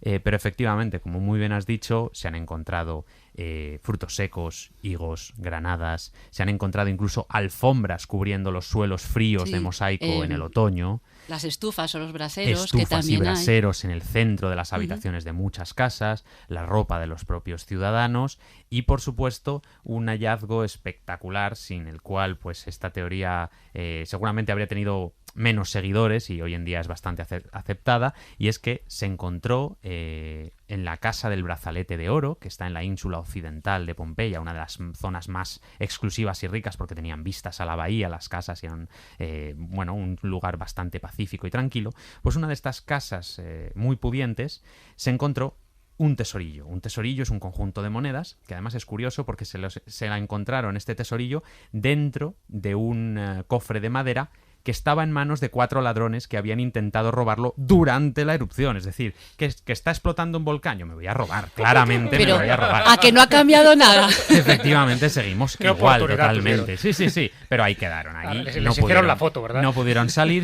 Es muy curioso porque tenemos precisamente los cuerpos conservados y es que están subiendo las escaleras para salir de la casa de un piso inferior, totalmente, y ahí quedaron atrapados. Pero bueno, el caso es que entre esas monedas del tesorillo había una muy específica, es un denario del emperador Tito. El emperador Tito, que había llegado al poder en esos mismos momentos de la erupción. Le tocó un reinado bastante duro por el tema de la erupción de Pompeya, además que duró bastante poco porque murió poco después. El caso es que ese denario tiene una curiosidad, y es que hay una aclamación imperial que es incompatible con la fecha de la erupción de Pompeya. Es decir, sabemos, por la datación de la propia moneda, que esa moneda está acuñada como mínimo en septiembre del año 79 después de Cristo, con lo cual es imposible que la erupción hubiera tenido lugar el 24 de agosto y por todo eso, por la vendimia, por los frutos, por todo, sabemos que la erupción seguramente debió tener lugar en octubre. Sí. ¿Solo se encontró esa moneda? Porque era lo que me preguntaba, porque se habrán encontrado muchísimas más monedas en toda Pompeya, pero la única que tiene una fecha clave, digamos, para ser determinante, que no pudo ser en agosto, ¿es esa? Efectivamente. Tenéis que pensar que Pompeya es una ciudad cualquiera, es una ciudad pequeñita. Es una ciudad muy pequeña, como muchas otras que había en Roma, que hoy la conocemos pues gracias a que esa cápsula del tiempo, el volcán, provocó que se nos quedara conservada y por eso la conocemos. Pero era una ciudad normal, como otra cualquiera. Con lo cual, que llegara la moneda acuñada en Roma, en la capital, hasta allí, pues solo podía producirse pues porque las personas más ricas de la ciudad hicieran un viaje, transportaran esas monedas, porque estamos hablando de moneda de plata, que no es moneda de comercio. Esto es moneda de grandes pagos, digamos, y de pago de salarios, por ejemplo, que era difícil que, teniendo en cuenta que solo había pasado un mes, pues encontráramos esa diferencia. Por eso la suerte tremenda de que en los años 70 se encontrara esta moneda acuñada posteriormente al 8 de septiembre del 79. ¿Asumimos un error de traducción entonces de la carta a Tácito que escribe Plinio? Efectivamente, el joven, ¿no? Plinio el Joven, cuando escribe muchos años después a Tácito, no para contarle la historia de Pompeya, curiosamente, sino para contarle la historia de la muerte de su tío, Plinio el Joven, por supuesto, en el evento de la destrucción de Pompeya. Plinio el Viejo, el gran naturalista Plinio el Viejo, que murió porque no por naturalista, que efectivamente a él le encantaba y de hecho su sobrino lo transmite, como estaba fascinado por esa erupción, porque tenemos que recordar que los romanos no sabían lo que era un volcán, no habían visto ninguno. De hecho el único que conocían era el monte Etna y era una cosa única esa montaña de fuego. Pero lo que decía Plinio el Joven, como estaba comentando a su amigo Tácito, era la fecha en la que ocurrió. Pero, como siempre, lo que conservamos es la copia de la copia de la copia, y seguramente lo que ha ocurrido aquí es que algún amanuense medieval pues bailó los números, bailó las fechas, y existe la teoría de que en lugar de decir el noveno día antes de, vamos a simplificarlo, se equivocó al poner un 9, un 9 y un 7, y puso un 9, un 7 y un 7. En fin, es un error muy, muy básico, muy, muy claro, en el que, como decía, que era el séptimo día antes, las calendas septembres, y seguramente el texto original decía calendas novembres, pues bueno, hubo una confusión, porque además decía después a la hora séptima. En fin, hay una confusión entre 7 y 9 que ese pobre amanuense se lió en algún momento y bailó los números. De todas maneras, hay una cosa que me llama mucho la atención. Tú has dicho que efectivamente los romanos no conocían lo que eran los volcanes, pero el caso de Pompeya es curioso, precisamente por eso, porque es una cápsula del tiempo. Cuando yo estuve en Pompeya, observé que en la fábrica de las casas había gran cantidad de bloques de piedra pómez por todas partes. O sea, la piedra pómez formaba parte de los materiales de muchísimos de los muros, igual que con la piedra caliza y otras cosas, pero mucha piedra pómez. La piedra pómez es una piedra volcánica, o sea, ellos debían tener ya un historial de una cierta actividad volcánica del Vesubio. Hombre, lo lógico es que es la que ya había en la zona. Tenían acceso a ese material. Claro, tenían acceso a ese material de forma natural, estaba allí, y entonces lo utilizaban para hacer las casas, me imagino, es así de sencillo. Es la piedra, es la piedra natural, ¿no? Lo que dice Néstor es que seguramente eso era la ira de los dioses que se estaba desatando por los temblores, por todo ese fragor que había, y todo esto se confundía con que los dioses estaban cabreados y cuidadín. La narración de Plinio nos dice que mucha gente pensaba que se habían elevado gigantes en ese humo, eran los dioses que estaban totalmente enfadados con los pompeyanos, y de hecho es curioso que también el propio Plinio diga que otras personas pensaban que ya no existía ningún dios y que aquello era simplemente el fin del mundo tal y como lo habían conocido en ese momento. Pero en fin, la ira de los dioses, los volcanes, cosas muy parecidas en ese momento, y que, pues tardarían mucho tiempo. De hecho, los científicos, es curioso porque hasta bien entrado ya a la edad contemporánea, pensaban que la descripción que hace Plinio el Joven de la columna de humo de 15 kilómetros de altura y con forma de pino era una invención. ¿Qué pasa? Que después el volcán Krakatoa entró en erupción, vimos todos en el siglo XX ya que eso era posible, y de hecho por eso ese tipo de erupciones explosivas se conocen como erupciones plinianas. Efectivamente. Tengo una pequeña duda, Néstor, hablando de las vulcanalias donde se hacían ese tipo de rituales, no solo se entregaban peces, sino que se quemaba un poco de todo, ¿no? Y eso provocaba ciertos incendios. ¿Es verdad que Augusto crea el primer cuerpo militar de bomberos precisamente para sofocar estos incendios? Así es. Roma era una ciudad que se reconstruía cada año porque se quemaba, ¿no? Los incendios estaban a la orden del día. Nerón no fue un pirómano. No. Vamos a aprovechar para eliminar ese mito. Nerón Os vais a ir de Pompeya y no me vais a dejar acabar. Ya te he dicho que tenías que poner orden, Carmen. Pero bueno, volvemos después ahí, ¿vale?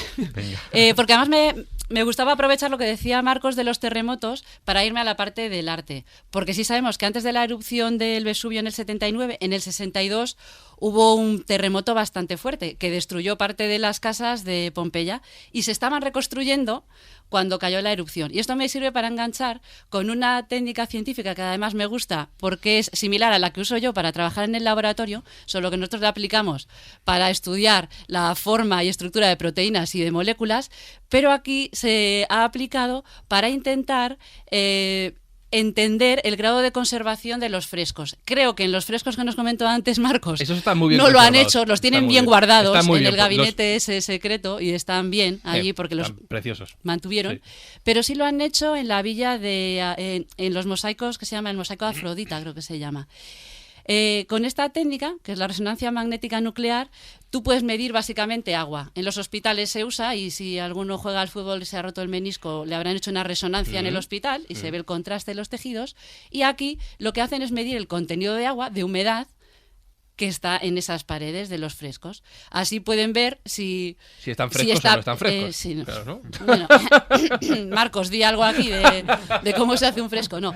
Puedes comprobar si hay zonas, por ejemplo, del fresco que hayan retenido más humedad y que, en consecuencia, puedan destruir ese fresco ahí, porque el agua que se acumule detrás de la pintura, cuando se seque, van a precipitar las sales, y con lo cual va a saltar la sal, la pintura y parte de todo el mortero que cubra.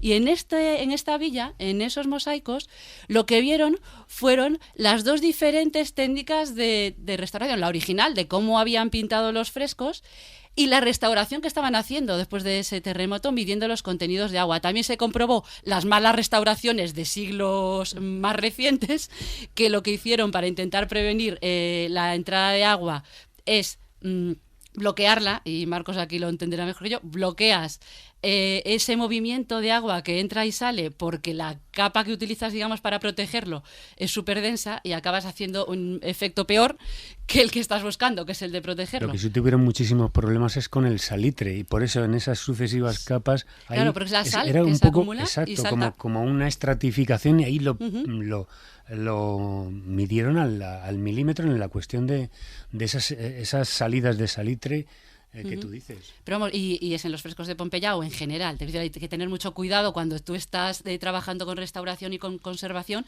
con el tipo de materiales que estás usando, porque si impides esa porosidad natural, digamos, de las paredes, entonces estás haciendo un perjuicio en lugar de un beneficio, y eso es muy importante. Y con la resonancia y con esos estudios, digamos, de campo, de ensayo en Pompeya y Herculano, que ya me hubiera gustado a mí irme con ese grupo allí a la villa a hacer los análisis, pues están mostrando, digamos, de manera con una prueba de concepto, que esta técnica también es muy útil en ese campo. O sea, que ya os he hablado de historia y ya os he hablado de arte. Ahí hacen también estratigrafía, como lo hacen en el lienzo. No exactamente, con la resonancia no puedes llegar a una profundidad, pero como realmente lo único que puedes medir es el contenido en agua, porque, bueno, no me quiero meter en explicar resonancia, pero básicamente los únicos átomos que tendrían la propiedad resonante, digamos, sería en este caso los hidrógenos del agua.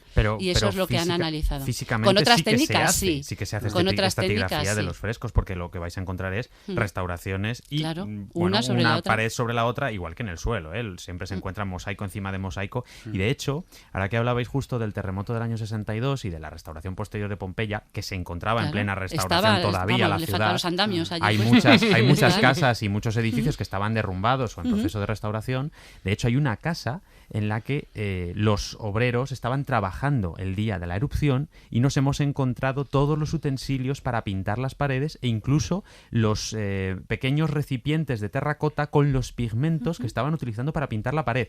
Y de hecho, en esa misma casa de Pompeya, lo que hay es que en el momento en el que se produjo la erupción debió caérseles todo el yeso que estaban aplicando en la pared, y hay una gran mancha de yeso que ha salpicado toda la pared de la casa. Es espectacular el poder imaginar el momento de pánico que vivirían aquellas personas que estaban trabajando para restaurar la casa, que tuvieron que salir corriendo literalmente para huir de la muerte. Bueno, me gusta que hable de pigmentos, porque entonces ya me enlaza con la literatura. O sea, es que está todo pensado. Y ya terminas todo y ya termino el recorrido. Rápidamente, pero yéndome a la Villa de los Papiros, de ahí la literatura. Entre todas las casas que se quedaron sepultadas, una de ellas es la Villa de los Papiros, conocida por ese nombre, porque había una biblioteca inmensa que ahora poseemos en forma de papiros carbonizados, que si podéis ver las fotos veréis el estado en el que están. En su momento, en 1754, de hecho, Antonio Piaggio, si no me equivoco, era un jesuita, un sacerdote, se inventó una técnica para intentar ver si podía desenrollar esos papiros y pudiéramos acceder a los textos que estaban escritos ahí. Son textos griegos, romanos, de aquella época, probablemente muchos de ellos textos que a lo mejor no han llegado hasta nosotros a día de hoy y que están ahí carbonizados. Se inventó una máquina muy ingeniosa. Yo no sé, seguro que Néstor fue a la exposición que hubo aquí en Matadero hace unos años y estaba expuesta. Enganchaban con unos hilos al borde del papiro, claro, papiros que no estaban muy hechos polvos, en las zonas más internas, es decir, te cargabas lo de fuera para acceder a la parte mejor conservada de dentro, les enganchaban, digamos, una especie de hilos, y por el propio peso de la gravedad ibas desenrollando el papiro y fijándolo. Y de esa manera se pudieron leer algunos textos, pero como digo, solo se pudo hacer para los fragmentos interiores y que estaban peor conservados. Y recientemente, en 2014, unos investigadores intentaron buscar otra técnica que nos permitiera intentar leer esas letras. Usaron una técnica que también, como decía antes de la resonancia, se usa en los hospitales, que es la tomografía, que lo que te permite es, por la diferencia de densidad de, por ejemplo, tejidos o huesos, en el caso del hospital, es tener un contraste y hacer una radiografía, digamos. Bueno, pues aquí lo que mira es la diferencia de densidad entre la letra, la tinta, de ahí los pigmentos, y el papiro. Y entonces aplicándolos sí demostraron que de alguna manera, sin abrir los papiros, tú podías leer algunas letras. Claro, imaginaos a qué nivel. La prueba de concepto les salió bastante bien y pueden interpretar algunas letras, algunas palabras.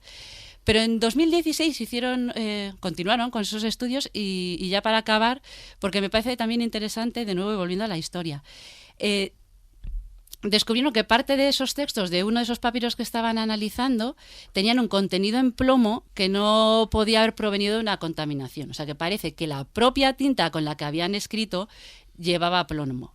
Para este tipo de técnica eso es muy importante porque el contraste es muchísimo más alto y de esa manera, si el resto de papiros tienen también una tinta que contenga plomo, va a ser más fácil de leer y de poder acceder, como digo yo, la parte mágica sería poder acceder a esos textos que quizá no conocemos, porque los habíamos perdido. Pero también tiene otro punto adicional curioso, y es que se pensaba que las tintas con plomo no existían en la época romana, que en la época romana solo se hacían a base de madera quemada, de carbón, y que no fue hasta la época medieval en que se empiezan a meter metales en las tintas. Si esto es verdad, tenemos que retrotraer ya al siglo I, al menos, el uso de metales en las tintas. Pues Carmen Fernández nos acaba de cambiar la historia en un par de puntos que parecía que teníamos claros, pero no. Juan Ignacio, te veo con el boli y la libreta. Por favor, tómame 2 notas que no se me olviden. La primera, pedirle a Podium Podcast que no nos despida después del tema de la bacanal y lo que hemos dicho antes. Y lo segundo, que si alguien vuelve allí a investigar a Pompeya, que lleven a Carmen. Ay, por favor, eso sí. Yo me pago el viaje, pero los acompaño. De todas maneras, hay una cuestión, por terminar con Pompeya, si queréis que terminemos con Pompeya, que es la Casa de los Misterios. A mí es la que más me fascina de todo Pompeya. ¿Para qué se construye una casa como esa que se ha conservado o se ha reconstruido, más que se ha conservado de la manera que se ha hecho? Y si los frescos son parte del original, o sea, si realmente esos frescos que nosotros podemos ver en la Casa de los Misterios, ¿qué tipo de ceremonias se celebraban allí, según tu visión, Néstor? Bueno, la Villa de los Misterios es una casa muy pudiente, es una casa suburbana, ¿no? Está fuera de la ciudad, es una villa de un tamaño bastante considerable, de la que conocemos solo una parte, de hecho, y que tiene, bueno, la famosa representación del ritual de Dionisos, precisamente. Y es que estábamos hablando de las bacanales, pues aquí tenemos un ritual de iniciación báquico.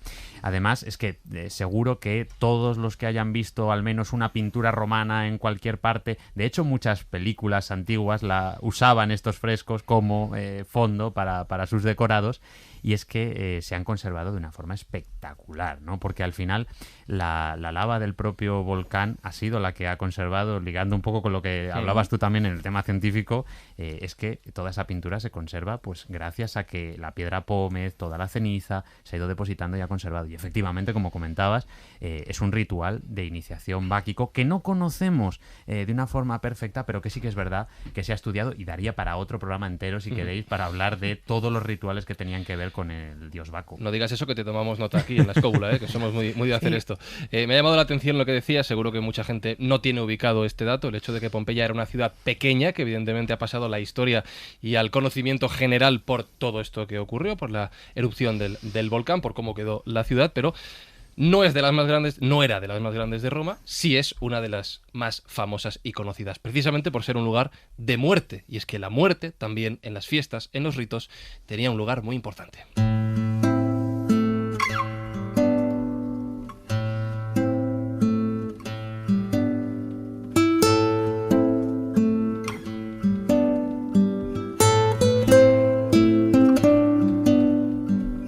Porque no sé si asociar, David, la palabra muerte y el concepto de Roma, del Imperio Romano.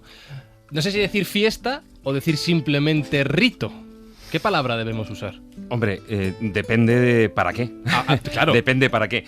Evidentemente ellos utilizaban todo lo que eran los ritos o rituales funerarios a la hora de despedir a sus seres queridos. Y también, por otra parte, había todas las fiestas para, en un momento determinado, pues poderse salvar, como antes estábamos hablando, de las lemurias o lemuralias, o también, por ejemplo, de las parentalias.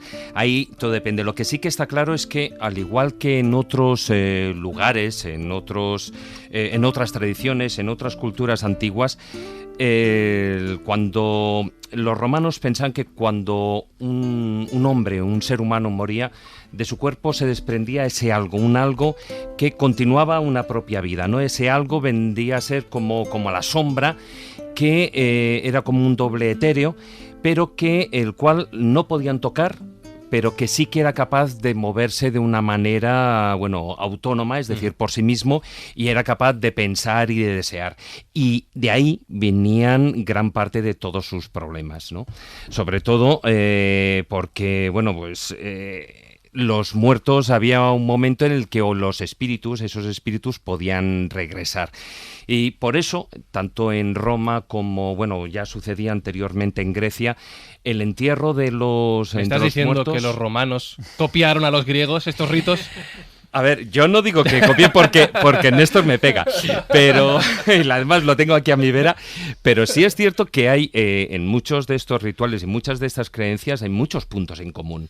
Eso es lógico. Por ejemplo, ¿no? En las máscaras es evidente, pero las máscaras, fíjate, también ahí tenían diferentes usos, o incluso yo creo que tuvieron una evolución paralela, porque nosotros conocemos las máscaras para, en la antigua Grecia, para los actores, para expresar a personajes antiguos, o sea, personajes que habían sido famosos, generales, dioses, etcétera, pero también se utilizaban para el tema de los difuntos, como vamos a ver, ¿no?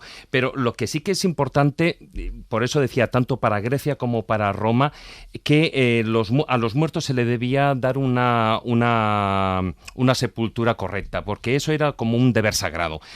El negarles la sepultura lo que podía conllevar era la condena del alma, ya no solo a que vagara sin descanso, primero que esos manes, esos espíritus generales no lo reconocieran, incluso hasta los lares, los espíritus familiares, sino que además de una manera u otra empezaran a vagar entre los vivos, ¿no? Y fueran lo que hoy en día conocemos, ¿no? Pues esas almas en pena que tienen siempre ciertos tintes maléficos. De hecho, David, fíjate, el caso más antiguo que conozco yo de un fantasma con cadenas, lo cuenta Plinio el Joven en una de sus cartas, y es un fantasma que lo que pide es que se le encuentren sus huesos para poder descansar ya de una forma definitiva. Pues uno de los primeros casos de fantasmogénesis que está en la literatura clásica.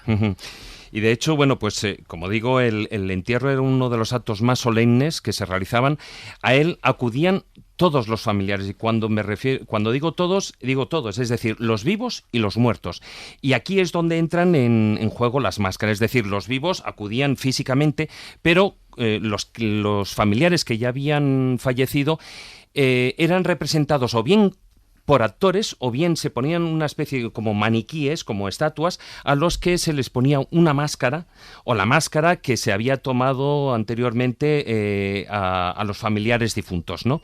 Ya lo hablamos hace 2 programas atrás, ya estuvimos hablando de esas máscaras funerarias antes pero evidentemente traídas mucho más a la época actual. Lo que sí que se creía es que si alguien no se acordaba de alguno de estos difuntos, pues entonces, y seguimos con el tema de las supersticiones, pues podrían vagar entre los vivos, pues causando, como almas errantes, todo tipo de desasosiegos. Y para evitar todo este mal, ¿no? Una vez al año, independientemente de que había otro tipo de rituales a los que ahora haré referencia, en ese momento también estaban las parentalias, que eran esas otras fiestas funerarias, esas que antes comentaba, que se celebraban del 13 al 21 de febrero, que venían a ser unas fiestas en honor a los difuntos, en los que se llevaban a las tumbas alimentos, bebidas, flores, todo tipo de regalos, etcétera, ¿no? Al margen de todas las oraciones que allí se pudieran llevar, y también esas mascarillas a las que yo estaba haciendo referencia. Como he dicho, tanto los rituales incluso tenían mucho parecido, tanto los griegos de los romanos, aunque los romanos ahí siempre daban un paso más allá, sobre todo en cuanto ahí te has ganado a Néstor ya, ¿Eh? Que ahí te has ganado a Néstor, digo. Ah, sí, ahí me lo he ganado. Pero fíjate, sobre todo iban un paso más allá en cuanto a pompa, en cuanto a boato, en cuanto a ostentación. Es decir, el tipo de el lujo que venían desarrollando incluso en la creación en los propios sepulcros. De hecho, hubo una época en la que ya llegaban a ser tal las opulencias que las leyes tuvieron que restringir en varias ocasiones, bueno, pues todos estos excesos, ¿no?, a los que estaba haciendo referencia. Y vamos con algunos de esos rituales. Por ejemplo, bueno, en el momento en el que un ciudadano romano estaba a punto de morir, ahí era normalmente, si estaba presente, pues era el primogénito, o si no, uno de los seres queridos, el que le daba el último beso. ¿Y por qué se le daba este último beso? Fíjate, es algo, parece morboso, pero también es muy bonito, para recoger el último aliento del familiar querido. De esa manera, también ahí con el último aliento se comprobaba que había fallecido. De hecho, ahí se le cerraban los ojos, la boca, tenía lugar lo que ellos llamaban la conclamatio, que era que todos los que estaban ahí, los presentes, pues llamaban durante 3 veces, nuevamente el número 3, fijaros que antes mencionamos, ¿no?, llamaban al difunto por su nombre, ¿no?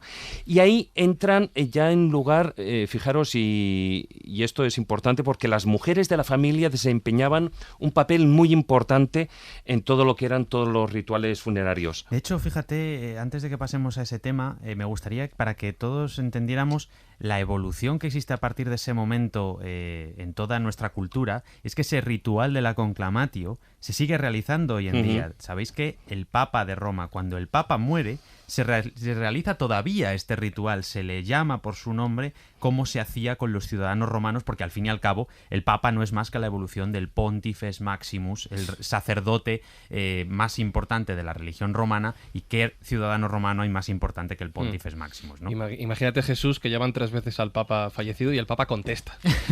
Pues ya sabes. Pues otra vez. De hecho, fijaros, hay en rituales funerarios, si no recuerdo mal, en Japón o en China, también cuando fallecen el primogénito, y es curioso porque fijaros la distancia que hay de por medio, el primogénito es el que se acerca y al oído llama al difunto por el nombre. El caso en el que ellos lo hacen, porque si el difunto contesta, pues entonces no pasa nada, claro. Y si no, pueden empezar a todo lo que son los rituales, ¿no? Claro, el tema es lógico, si contesta, pues... Cuidado, hombre, no que se salga por patas, pero... Bueno, pero... Un poquito de canguelo. El muerto estaba muy vivo. Sí, no, desde luego que sí. Como decía, las mujeres de la familia tenían un papel muy importante en todo lo que eran los rituales fúnebres. En primer lugar, lo que hacían era lavaban el cadáver, lo perfumaban, lo revestían evidentemente con todas sus mejores vestimentas, igual que hacemos hoy en día. En aquella época, fíjate, si era alguien que tenía cierto prestigio, cierto dinero, lo hacían con lo que era la toga praetexta, si no me equivoco, que era, pues la tola la hemos visto en películas, porque yo creo que incluso se ha utilizado mal en otros momentos, ¿no?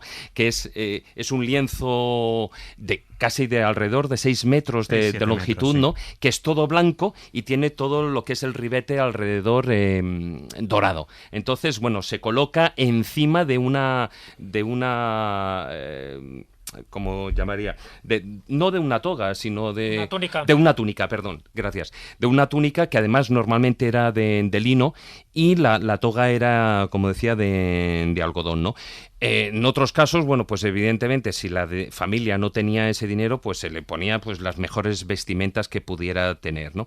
Y luego, pues, como no, todos lo conocemos, se le colocaba una moneda bajo la lengua, una moneda de plata, que era el precio que el difunto tenía que pagar a Caronte, que era para que cruzara, es el barquero de la laguna Estigia, ¿no?, para que cruzara de un lado a otro, transportara las almas de una orilla a la otra, ¿no? De ese río del inframundo, ¿no? O del infierno. Y luego las mujeres también participaban en otra parte del ritual que era muy importante, y eran las lamentaciones. Eso, fijaros que también lo vemos en el Antiguo Egipto. Es decir, quienes tenían dinero, las familias pudientes, en el caso, lo que nos ha quedado en el caso de Egipto eran los frescos, bueno, todos los dibujos en las tumbas de los faraones y tal, evidentemente estos tenían dinero, lo que hacían era pagar a plañideras, es decir, a mujeres profesionales de ese oficio, que lo que hacían era llorar al difunto, se me echaban el pelo, se rasgaban las vestiduras, etcétera, etcétera. Esto unido con lo que has dicho antes, de que algunos difuntos en los ritos eran representados por actores, me da a imaginar una escena un poco bastante rara. Sí, pero eso, los difuntos, claro, no, pero... Quiero decir, entre actores y plañideras contratadas... Sí, hombre, si se tiene dinero, ya sabes, tú ya sabes, como dicen además en Cataluña, pagando San Pedro canta, ¿no? O sea, claro, eso está claro. Y además, en estos casos, pues, lo que pasa es que las plañideras, no todo el mundo podía pagarlas. Sí que eran, fíjate, estamos hablando de momentos diferentes de todos los ritos funerarios, pero sí que, fijaros, así como todas las mujeres pues podían llorar y podían gritar desconsoladamente, los hombres tenían que reprimir cualquier tipo de manifestación externa de llanto o de pesar, ¿no? Porque, bueno, yo no sé si por aquello de que como eran hombres, pues claro, no lo podían hacer, ¿no? Claro. Bueno, el problema del macho, ¿no? Y aquí no estaríamos hablando del macho ibérico. Pero bueno, y ahí en ese momento es que del rostro del difunto se sacaba esa máscara de cera que luego, bueno, se podía utilizar en diferentes momentos, ¿no? Y esa máscara pasaría a formar parte de un pequeño altar sagrado que tenían los romanos en casa, que era el lararium, si no me equivoco, ¿no? Y que, bueno, pues ahí era donde realizaban todo tipo de ofrendas a los lares también y a los espíritus, todos los guardianes del hogar. Y llegado el momento y cuando ya todo está preparado, sale el cortejo de los familiares con los amigos, con músicos, plañideras, y todos llevando la litera con el cadáver a lo que era fuera de la ciudad, que era donde se enterraban o se incineraban también a los difuntos, ¿no? Una vez más, y aquí estamos hablando siempre del tema del dinero, es importante, ¿no? Si era un personaje noble, se pronunciaba ahí en lo que era en el foro, se pronunciaba ese elogio al difunto, ¿no? Esa oración fúnebre, lo que hoy en día es el laudatio, ¿no? Que conocemos. Y acto seguido, bueno, pues se llevaba todo el camino hasta la pira funeraria, donde ahí se depositaban con perfumes, con regalos de todo tipo, etcétera, ¿no? Y otro detalle curioso, durante toda la cremación ninguno de los familiares podía alejarse. Luego recogían los huesos normalmente en unas telas, en unos lienzos blancos, tenía que ser, ¿no? Se lavaban con vino y eran colocados en esas urnas que nosotros hemos visto en innumerables museos, esas urnas funerarias que hoy en día, bueno, pues hemos heredado, ¿no? Evidentemente. Y al llegar a las casas, todos lo que eran los familiares lo que tenían que era despojarse de la ropa y purificarse nuevamente con el agua. Normalmente, si no me equivoco, tenía que ser agua lustral, ¿no? Sí, siempre que se hace algún tipo de ritual, el agua es consagrada, ¿no? Igual que ese rito pasa también a la religión cristiana con el agua bendita, que tiene que ser un tipo de agua especial, digamos, en este caso. Lo que, fijaros, estamos hablando de si eran ricos. En el caso de que eran pobres, pues como la cremación era tan cara, lo que era la incineración, entonces se creaban como una especie de asociaciones, unas agrupaciones de los ciudadanos que no tenían posibilidades económicas y digamos, unían a los difuntos y así practicaban, ¿no? Hacían el escote, ¿no? El rico mucho elogio y al pobre nada. Sí. Bueno, a los 9 días de haber del sepelio, de que hubiera tenido lugar el sepelio, entonces tenían lugar unos banquetes ya fúnebres con juegos aquí y vamos tal. A la fiesta. Sí, que era otro tipo de fiesta, que era la novendalia, ¿no? Que eran, de ahí vienen de los 9 días, ¿no?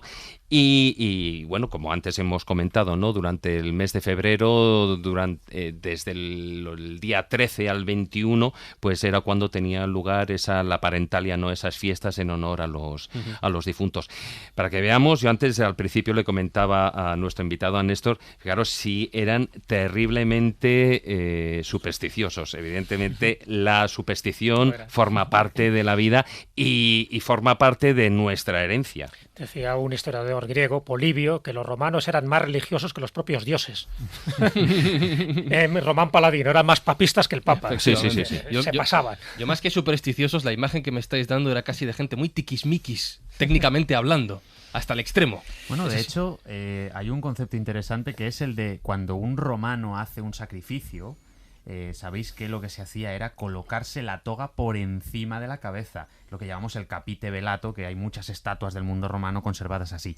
Y esto era simplemente, y para que veáis la diferencia con los griegos, que no tenían nada que ver en este caso, un ritual. No te pregunto ya. Un ritual a la griega, que por supuesto los romanos también hacían rituales sagrados a la manera griega, y era con la cabeza descubierta. Pero el ritual romano, el tradicional de la época romana, era con la cabeza cubierta. Y esto era simplemente para que con la cabeza tapada con la toga uno no pudiera ver cosas de mal augurio por los lados. Es como cuando a los burros se les pone en la cabeza para que no miren a los lados y se puedan asustar. Pues exactamente lo mismo. Un romano, cuando hace un sacrificio, se tapa la cabeza para no poder ver nada de mal augurio que pudiera dar al traste con todo el sacrificio. Tengo una pregunta, Néstor, que me viene rondando la cabeza desde que leí tu libro, porque es verdad que todas las fiestas que estamos comentando ahora, bueno, tienen un carácter público y son conocidas, pero hay una fiesta secreta con una diosa misteriosa, Angerona, que tiene que ver de una forma muy directa con el nombre secreto de Roma. Efectivamente. Cuéntanos un poco eso. Efectivamente. Es una fiesta que tiene lugar a finales de diciembre. El 21 de diciembre. Efectivamente, el día 21. Y que es una fiesta en honor a la diva Angerona, la diosa Angerona. Es que esta diosa tenía su santuario en el que la estatua de culto, que no hemos conservado, por supuesto, pero que seguramente debía tener un dedo en los labios mandando callar, mandando silencio. Y es que ella era la responsable de guardar uno de los secretos, si no el secreto más importante de Roma, que era el nombre secreto de la ciudad de Roma. ¿Y esto qué es? ¿Qué es nos vas a decir secreto? Ahora, por cierto? Ojalá pudiera deciroslo, os lo cuento. Sería secreto. El nombre secreto de Roma existe porque los romanos pensaban que todas las ciudades tenían sus divinidades, tenían su nombre ritual, su nombre religioso, que no es el mismo que el nombre civil. Entonces ellos pensaban que si un enemigo invocaba a esa divinidad protectora o ese nombre religioso de la ciudad, podía hacer que los dioses se pusieran de su parte y así vencer más fácilmente esa ciudad o a ese enemigo. Con lo cual, si nadie conocía el nombre secreto de Roma, era imposible que Roma cayera en manos de ningún enemigo, o al menos lo hacía muy difícil. Con lo cual, esta diosa era la que guardaba ese nombre. ¿Y cuál es ese nombre? ¿Cuál es el nombre secreto de Roma que solo debían saber unos pocos sacerdotes y, por supuesto, la diva Angerona?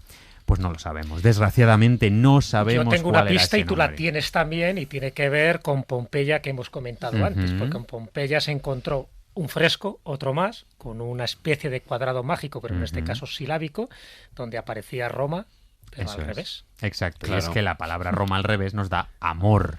Es que el problema con esta afirmación, y es que sí, Juan el Lidio es un historiador del siglo VI, nos dice que el nombre de Roma, el nombre secreto, debía ser amor, porque es Roma al revés. Sin embargo, y tributo a la diosa Venus. Efectivamente, por supuesto, la madre fundadora de la estirpe romana, como madre de Eneas, el héroe típico de la fundación de la estirpe. Pero este nombre, Roma Amor, este grafito que nos lo encontramos en muchos lugares, era muy extendido y era muy conocido. Y teniendo en cuenta que el nombre secreto de Roma se penaba con la muerte, el pronunciar ese nombre o el conocerlo y divulgarlo, no parece normal que esté por todas las partes de las ciudades escrito, con lo cual seguramente no es el verdadero nombre de Roma, aunque es un nombre precioso. ¿Te has dado cuenta, Fran, la que hemos liado hoy, no? Ya, o sea, entre nos van que a hemos hablado de de eso, claro, y hemos dicho el nombre secreto, adiós programa. Adiós. Ha sido un placer, señores, ha sido un placer Podium, ha sido un placer Escobuleros. Qué gente más maja, habéis sido todos. Bueno, y eso que no hemos hablado de la sangre, de los ritos de sangre, de la criogolia y todo eso. De verdad que nos queréis muy poco a nosotros mismos, pero bueno, hemos hablado de fiestas, hemos hablado de vida, hemos hablado de muerte, hemos hablado de lo voy a decir, ya lo habéis dicho, hemos hablado de amor.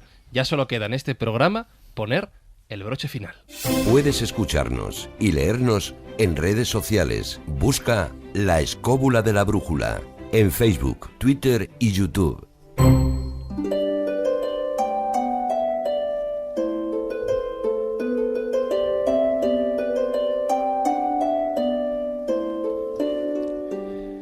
Broche final que va a ser, quién sabe, el último cuento de Callejo después de todo esto. Visto lo visto, vamos a tocar madera. Hay madera, sí, por aquí Dios. no hay madera. Esta mesa. Que diga por Zeus, no por Júpiter, que los griegos aquí no tienen nada que ver, ¿no? Empieza los griegos. Bueno, mira, no he traído un cuento, pero sí una fábula. Ah, mira. Que nunca he traído una fábula, por cierto. Y voy a traer al quinto Fabuloso. fabulista. Fabuloso. Y digo el quinto fabulista porque cuando uno hace, no sé, una encuesta y dices, bueno, dime nombres de fabulistas. Bueno, el más listo, el más leído, el más enterado, te dice, hombre, pues Esopo, vale. Por cierto, griego, ¿no? Te voy a decir, ya la has fastidiado. Ya vamos con ello. La fábula más. Ya el que más, pues te puede decir, hombre, La Fontaine, ¿no? Creo que en el siglo XVII hacía fábulas en Francia. Efectivamente. Y ya el espabiladillo, el paranota, dice, hombre, en España tuvimos a dos fabulistas, además del siglo XVIII, a Tomás Iriarte y a Félix María de Samaniego. Vale, pero es que hubo un fabulista romano del siglo I después de Cristo, un esclavo liberto, un esclavo manumitido, suena peor, pero técnicamente es eso. ¿Manumitido? Claro, hombre, ¿cómo se ve que no has hecho derecho? No, que yo soy millennial, acuérdate. Era un esclavo que compra Augusto, él había nacido en Macedonia y al final, por sus habilidades y por sus composiciones, en este caso por sus fábulas, pues le libera y se convierte en un hombre libre, ¿no? En un esclavo liberto. Interesante porque le da por la fábula, y la fábula ya sabes que tiene un componente moral. Él describe ciertos comportamientos sociales de la época que le tocó vivir, copió en parte a Esopo, pero luego hizo de las suyas. Entonces, bueno, he rescatado una fábula, que no he dicho el nombre, del quinto fabulista, Fedro, que hay muy poca gente que lo sepa, y yo creo que en un programa dedicado a Roma, Fedro tiene que brillar con luz propia, y he escogido una de las fábulas que a mí particularmente me parece de las mejores. Si te parece, vamos con el caballo y el jabalí. Vale, pues con la firma de Fedro, el caballo y el jabalí, la primera fábula en la historia de la escóbula de la brújula.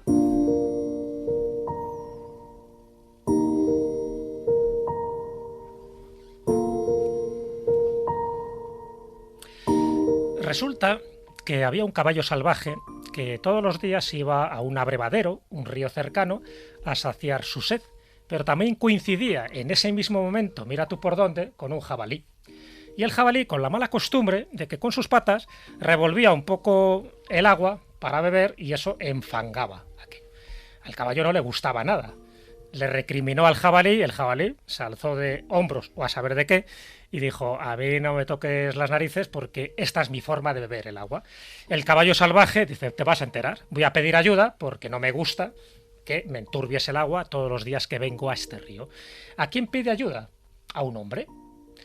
Va a un hombre y le dice, esto es una fábula y por supuesto los animales hablan, y le pide ayuda y el hombre dice, perfecto, yo te ayudo, solo te pido una condición. ¿Cuál es? Dice el caballo. Que tengo que montarme en ti y que tú me dirijas a ese lugar donde te está molestando el jabalí. Bueno, el caballo no ve ningún inconveniente y dice, adelante, siéntate en mi grupa y vamos para allá. Y el hombre, todo contento, va hacia el abrevadero, allí estaba el jabalí, y el hombre, con sus armas, mata al jabalí. El caballo dice, genial, me he quitado a un tío molesto. Y el hombre dice, genial, he matado a un enemigo, a una bestia, que tampoco me agradaba mucho, y además he conseguido un caballo, porque desde ese momento lo que hace el caballo es que le domestica, le pone bridas, le pone riendas, y le convierte en suyo, cosa que el caballo no acepta, y entonces el caballo ahí se da cuenta de la tontería que hizo, porque dice, ay, pobre de mí, por evitar ese pequeño mal que me enturbiaba el agua, he conseguido que haya una persona que ahora me domine y que de alguna forma esté bajo mi dominio, ¿no? Esa forma que no aguantaba un caballo salvaje. Entonces, esa es la moraleja, porque ya sabéis que todas las fábulas tienen su moraleja. Y Fedro dice, como moraleja clara, a veces con el afán de castigar el daño que nos están haciendo, nos aliamos con quien solo tiene interés en dominarnos.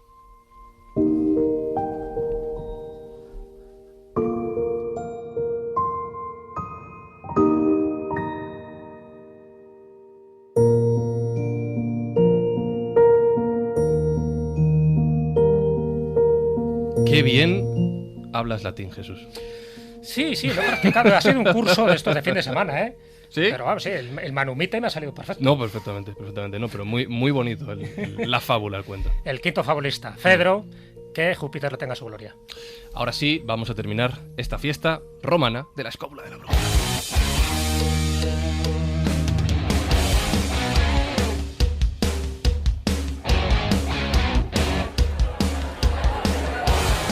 Bueno, Marcos ha ido ya a buscar mesa para sentarnos todos a tomar un vino, así que voy a ir repartiendo las tareas para terminar, ¿vale? Juan Ignacio, vete a por unos vinos, porfa, ¿nos haces el favor? En nombre de Baco, voy. Venga, perfecto. Carmen, tú pon orden, ¿vale? Yo voy a poner orden, pero me voy con una pregunta millennial. Sí. Si los romanos entendían las festividades como las entendemos nosotros, Sí. ¿cuándo trabajaban los romanos? David, controla a Juan Ignacio, que no me fío de él cuando... No, déjale. Se ha ido con Marcos también para ultimar en los temas de la bacanal. No me fío muy bien. Sí. Néstor Marqués, lo diré bien el título, Un año en la antigua Roma. Gracias por acompañarnos hoy en la escóbula de la brújula. Muchísimas gracias a vosotros y que viváis vuestro año en la antigua Roma, por supuesto. Te quedas a tomar algo, ¿no? Hombre, claro Y que sí. Jesús Callejo, un programa más. Gracias. De nada, nos vamos de fiesta y hay Mm. que terminarlo como se merece. Así Con es. un brindis abajo. Sí. Vamos a tomarnos unos vinos. Un saludo de quien nos habla, Fran Izuzquiza, de Carlos Higuera en la técnica. Y ahora sí, antes de terminar, voy a cerrar la puerta que he abierto antes, porque a ver si...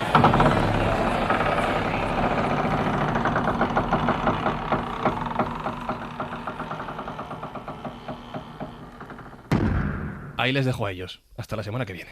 Todos los episodios y contenidos adicionales en podiumpodcast.com y en nuestra aplicación disponible para iOS y Android. Síguenos en Twitter, @podiumpodcast y en facebook.com/podiumpodcast.